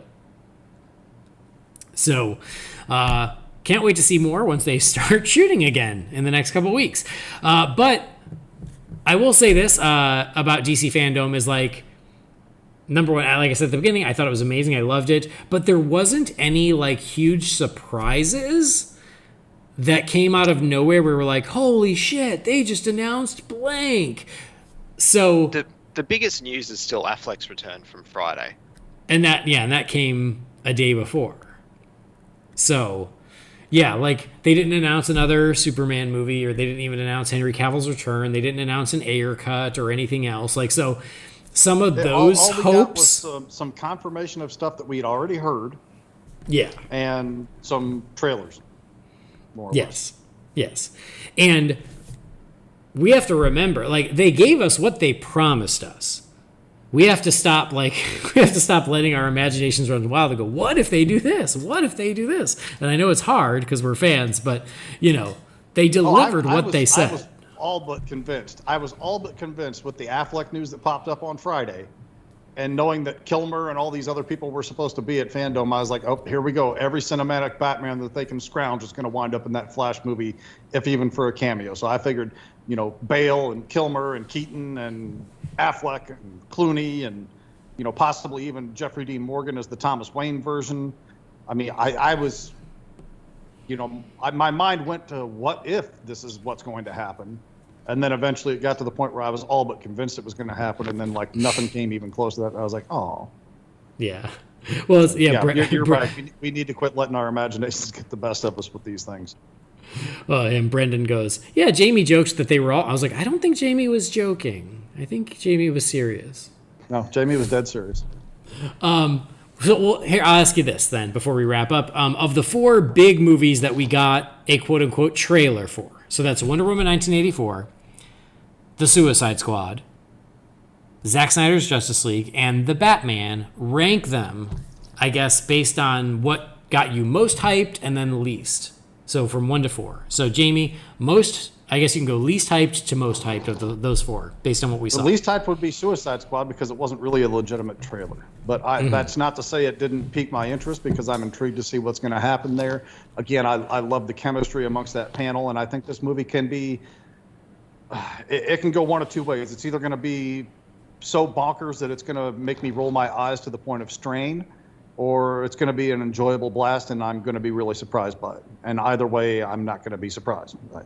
It's just what it is. Number 3, I'm going to have to say the Zack Snyder's Justice League. And that's not to say that I think it's not good. I'm not saying it didn't excite me. I'm not saying that it doesn't look awesome, because it does. But some of this stuff I expected. You know what I'm saying? It's like it didn't bring to me anything that so surprising that I thought, oh wow, this is something different than what I thought we were going to get. I guess so. It didn't elevate my hype to the point where I was like on the fence about something. And then I've always wanted to see his version of the film. So this just, again, I like the trailer. I like everything I saw in the trailer. It just, not many surprises for me. Number 2, excuse me, I'd have to say Wonder Woman 1984. I was surprised to see Cheetah in action, no less. I figured if we saw Cheetah, it would be a brief glimpse or just like a tease of some claws popping out or a noise or something. I never expected we were going to see scrapping between the two of them. The moment with the lasso twirling around, deflecting the bullets, as I said earlier, I thought was great. Just more details on top of what they showed in the first trailer, and it's a beautiful looking film, and it's looking like it's going to be an absolute blast, and I can't wait to see it. And excuse me, number 1 would have to be the Batman, and it's not because I think it's the most amazing trailer in the world or anything, but a few weeks ago, a fan of the show had written in and asked, what our hype level was for the Batman on a 1 to 10 scale. And I didn't even answer the question, because the truth be told, my hype level at that point might have been like a 3. That trailer took it from a 3 up to about an 8. So just for the fact that it got my interest and excitement back up for the film, my own personal hang-ups aside, that trailer elevated my interest in the film very significantly. So that's why that one wound up number one. All right. Brendan, what about you? Honestly, same order as Jamie. I don't really need to elaborate onto why. I mean, it's very similar to Jamie. But yeah, it was Suicide Squad, Snyder Cut, Wonder Woman, The Batman. Roughly translated from Australian to English, I'm tired and I want to go to bed and I don't want to explain myself. Oh yeah, I got it. I picked up on that. I agree with you guys. Suicide Squad is the bottom. Again, I liked it all. Suicide Squad, then Justice League, then I'd put the Batman, and I'd actually put Wonder Woman 1984 at the top. Huh. Okay. Just because I just think it looks awesome. Like, I mean, I'm it just looks like it could Brendan be didn't so roll with that good. order. I expected Brendan to go that order with it. But it was the surprise factor of the Batman that kind of just pushed it over for me. Though. That makes perfect sense because we already expect to love Wonder Woman 1984. The Batman we hadn't seen enough yet, so that was more exciting because it was new. Well, we'd seen a couple things, but not official like footage. Right. So, all right, well, cool. All right, well, let's wrap it up now. Let's get into the Wayne Manor mailbox. Brendan, you ready? Son of a bitch. I'm so glad we decided that was not going to be the case because, see, just with this, we're already we're in deep. But let's wrap this up so we can get Brendan off to bed. What a day. Oh my God, so much stuff for FanDome. A hell of a good event. I can't wait to do it all over again in a couple of weeks. And then I hope that it was really successful so we can do it again next year. I think they should. I don't see any good reason why not to. It gave us so much to talk about over the past 24 hours and to continue to talk about moving forward. So really, a hell of a great weekend for DC fans in general. But thank you guys for joining us as we recapped all of the best and the brightest of FanDome. Did we get it all? Of course we didn't. So if you've got a question or if you want to tell us how could you forget this, you can email those to holybatcast@rf4rm.com. So Brendan, I know it's your Betty Bye time. Tell our friends where they can find you. You can find me in my bed. No, you can find me on Twitter at Loey007. You can find my podcast, The Nightlight, at NightlightPod. My FanDome episode with Luis Salazar, who's normally my San Diego Comic-Con correspondent. It went up a couple of hours ago, so you can check that out as well. A few different opinions to what I've given on here. And Luis is a cool guy and very, very good. You should enjoy it, so you check that out. Yeah. Sweet. All right, Jamie, thank you as well. Tell everybody where they can find you. They can find you on Twitter, but just not hear from you. Yeah. Well, I was pretty active yesterday. I'm not sure how well that's going to go going forward because about the first time I start seeing things shift back the other direction. Because yesterday was, like I say, pretty overwhelmingly positive. I'm not in the mood to deal with negativity right now, which is kind of why I'm ducking so much social media. But my Twitter handle is BatRaider3960. I am still fairly active in the Real Fans groups on Facebook, and football season's rapidly coming, so who knows what's going to happen there. Yeah. Sweet. All right. I think I already told you where to find me, but there you go. Thank you guys, as always, for joining us. Please do subscribe to the show so you never miss an episode, and please rate and review us on Apple Podcasts. Visit holybatcast.com. Find Holy BatCast on Facebook, Twitter, Instagram, and YouTube. Again, if you've got a question for us, especially for the next episode, send those to holybatcast@rf4rm.com. But that'll do it. On behalf of Brendan and Jamie, I've been Andy. Thanks for joining us. We'll see you next time. Same bat time, same bat channel. And I guess I should say, Merry FanDome to all, and to all a good night.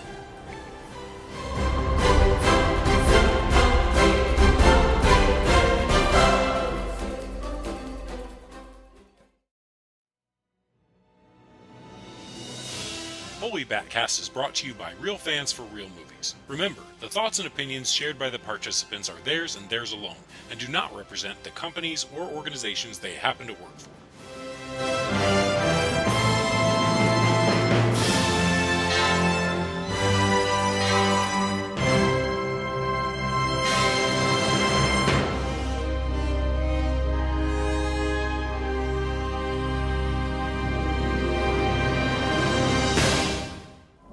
The hell are you supposed to be?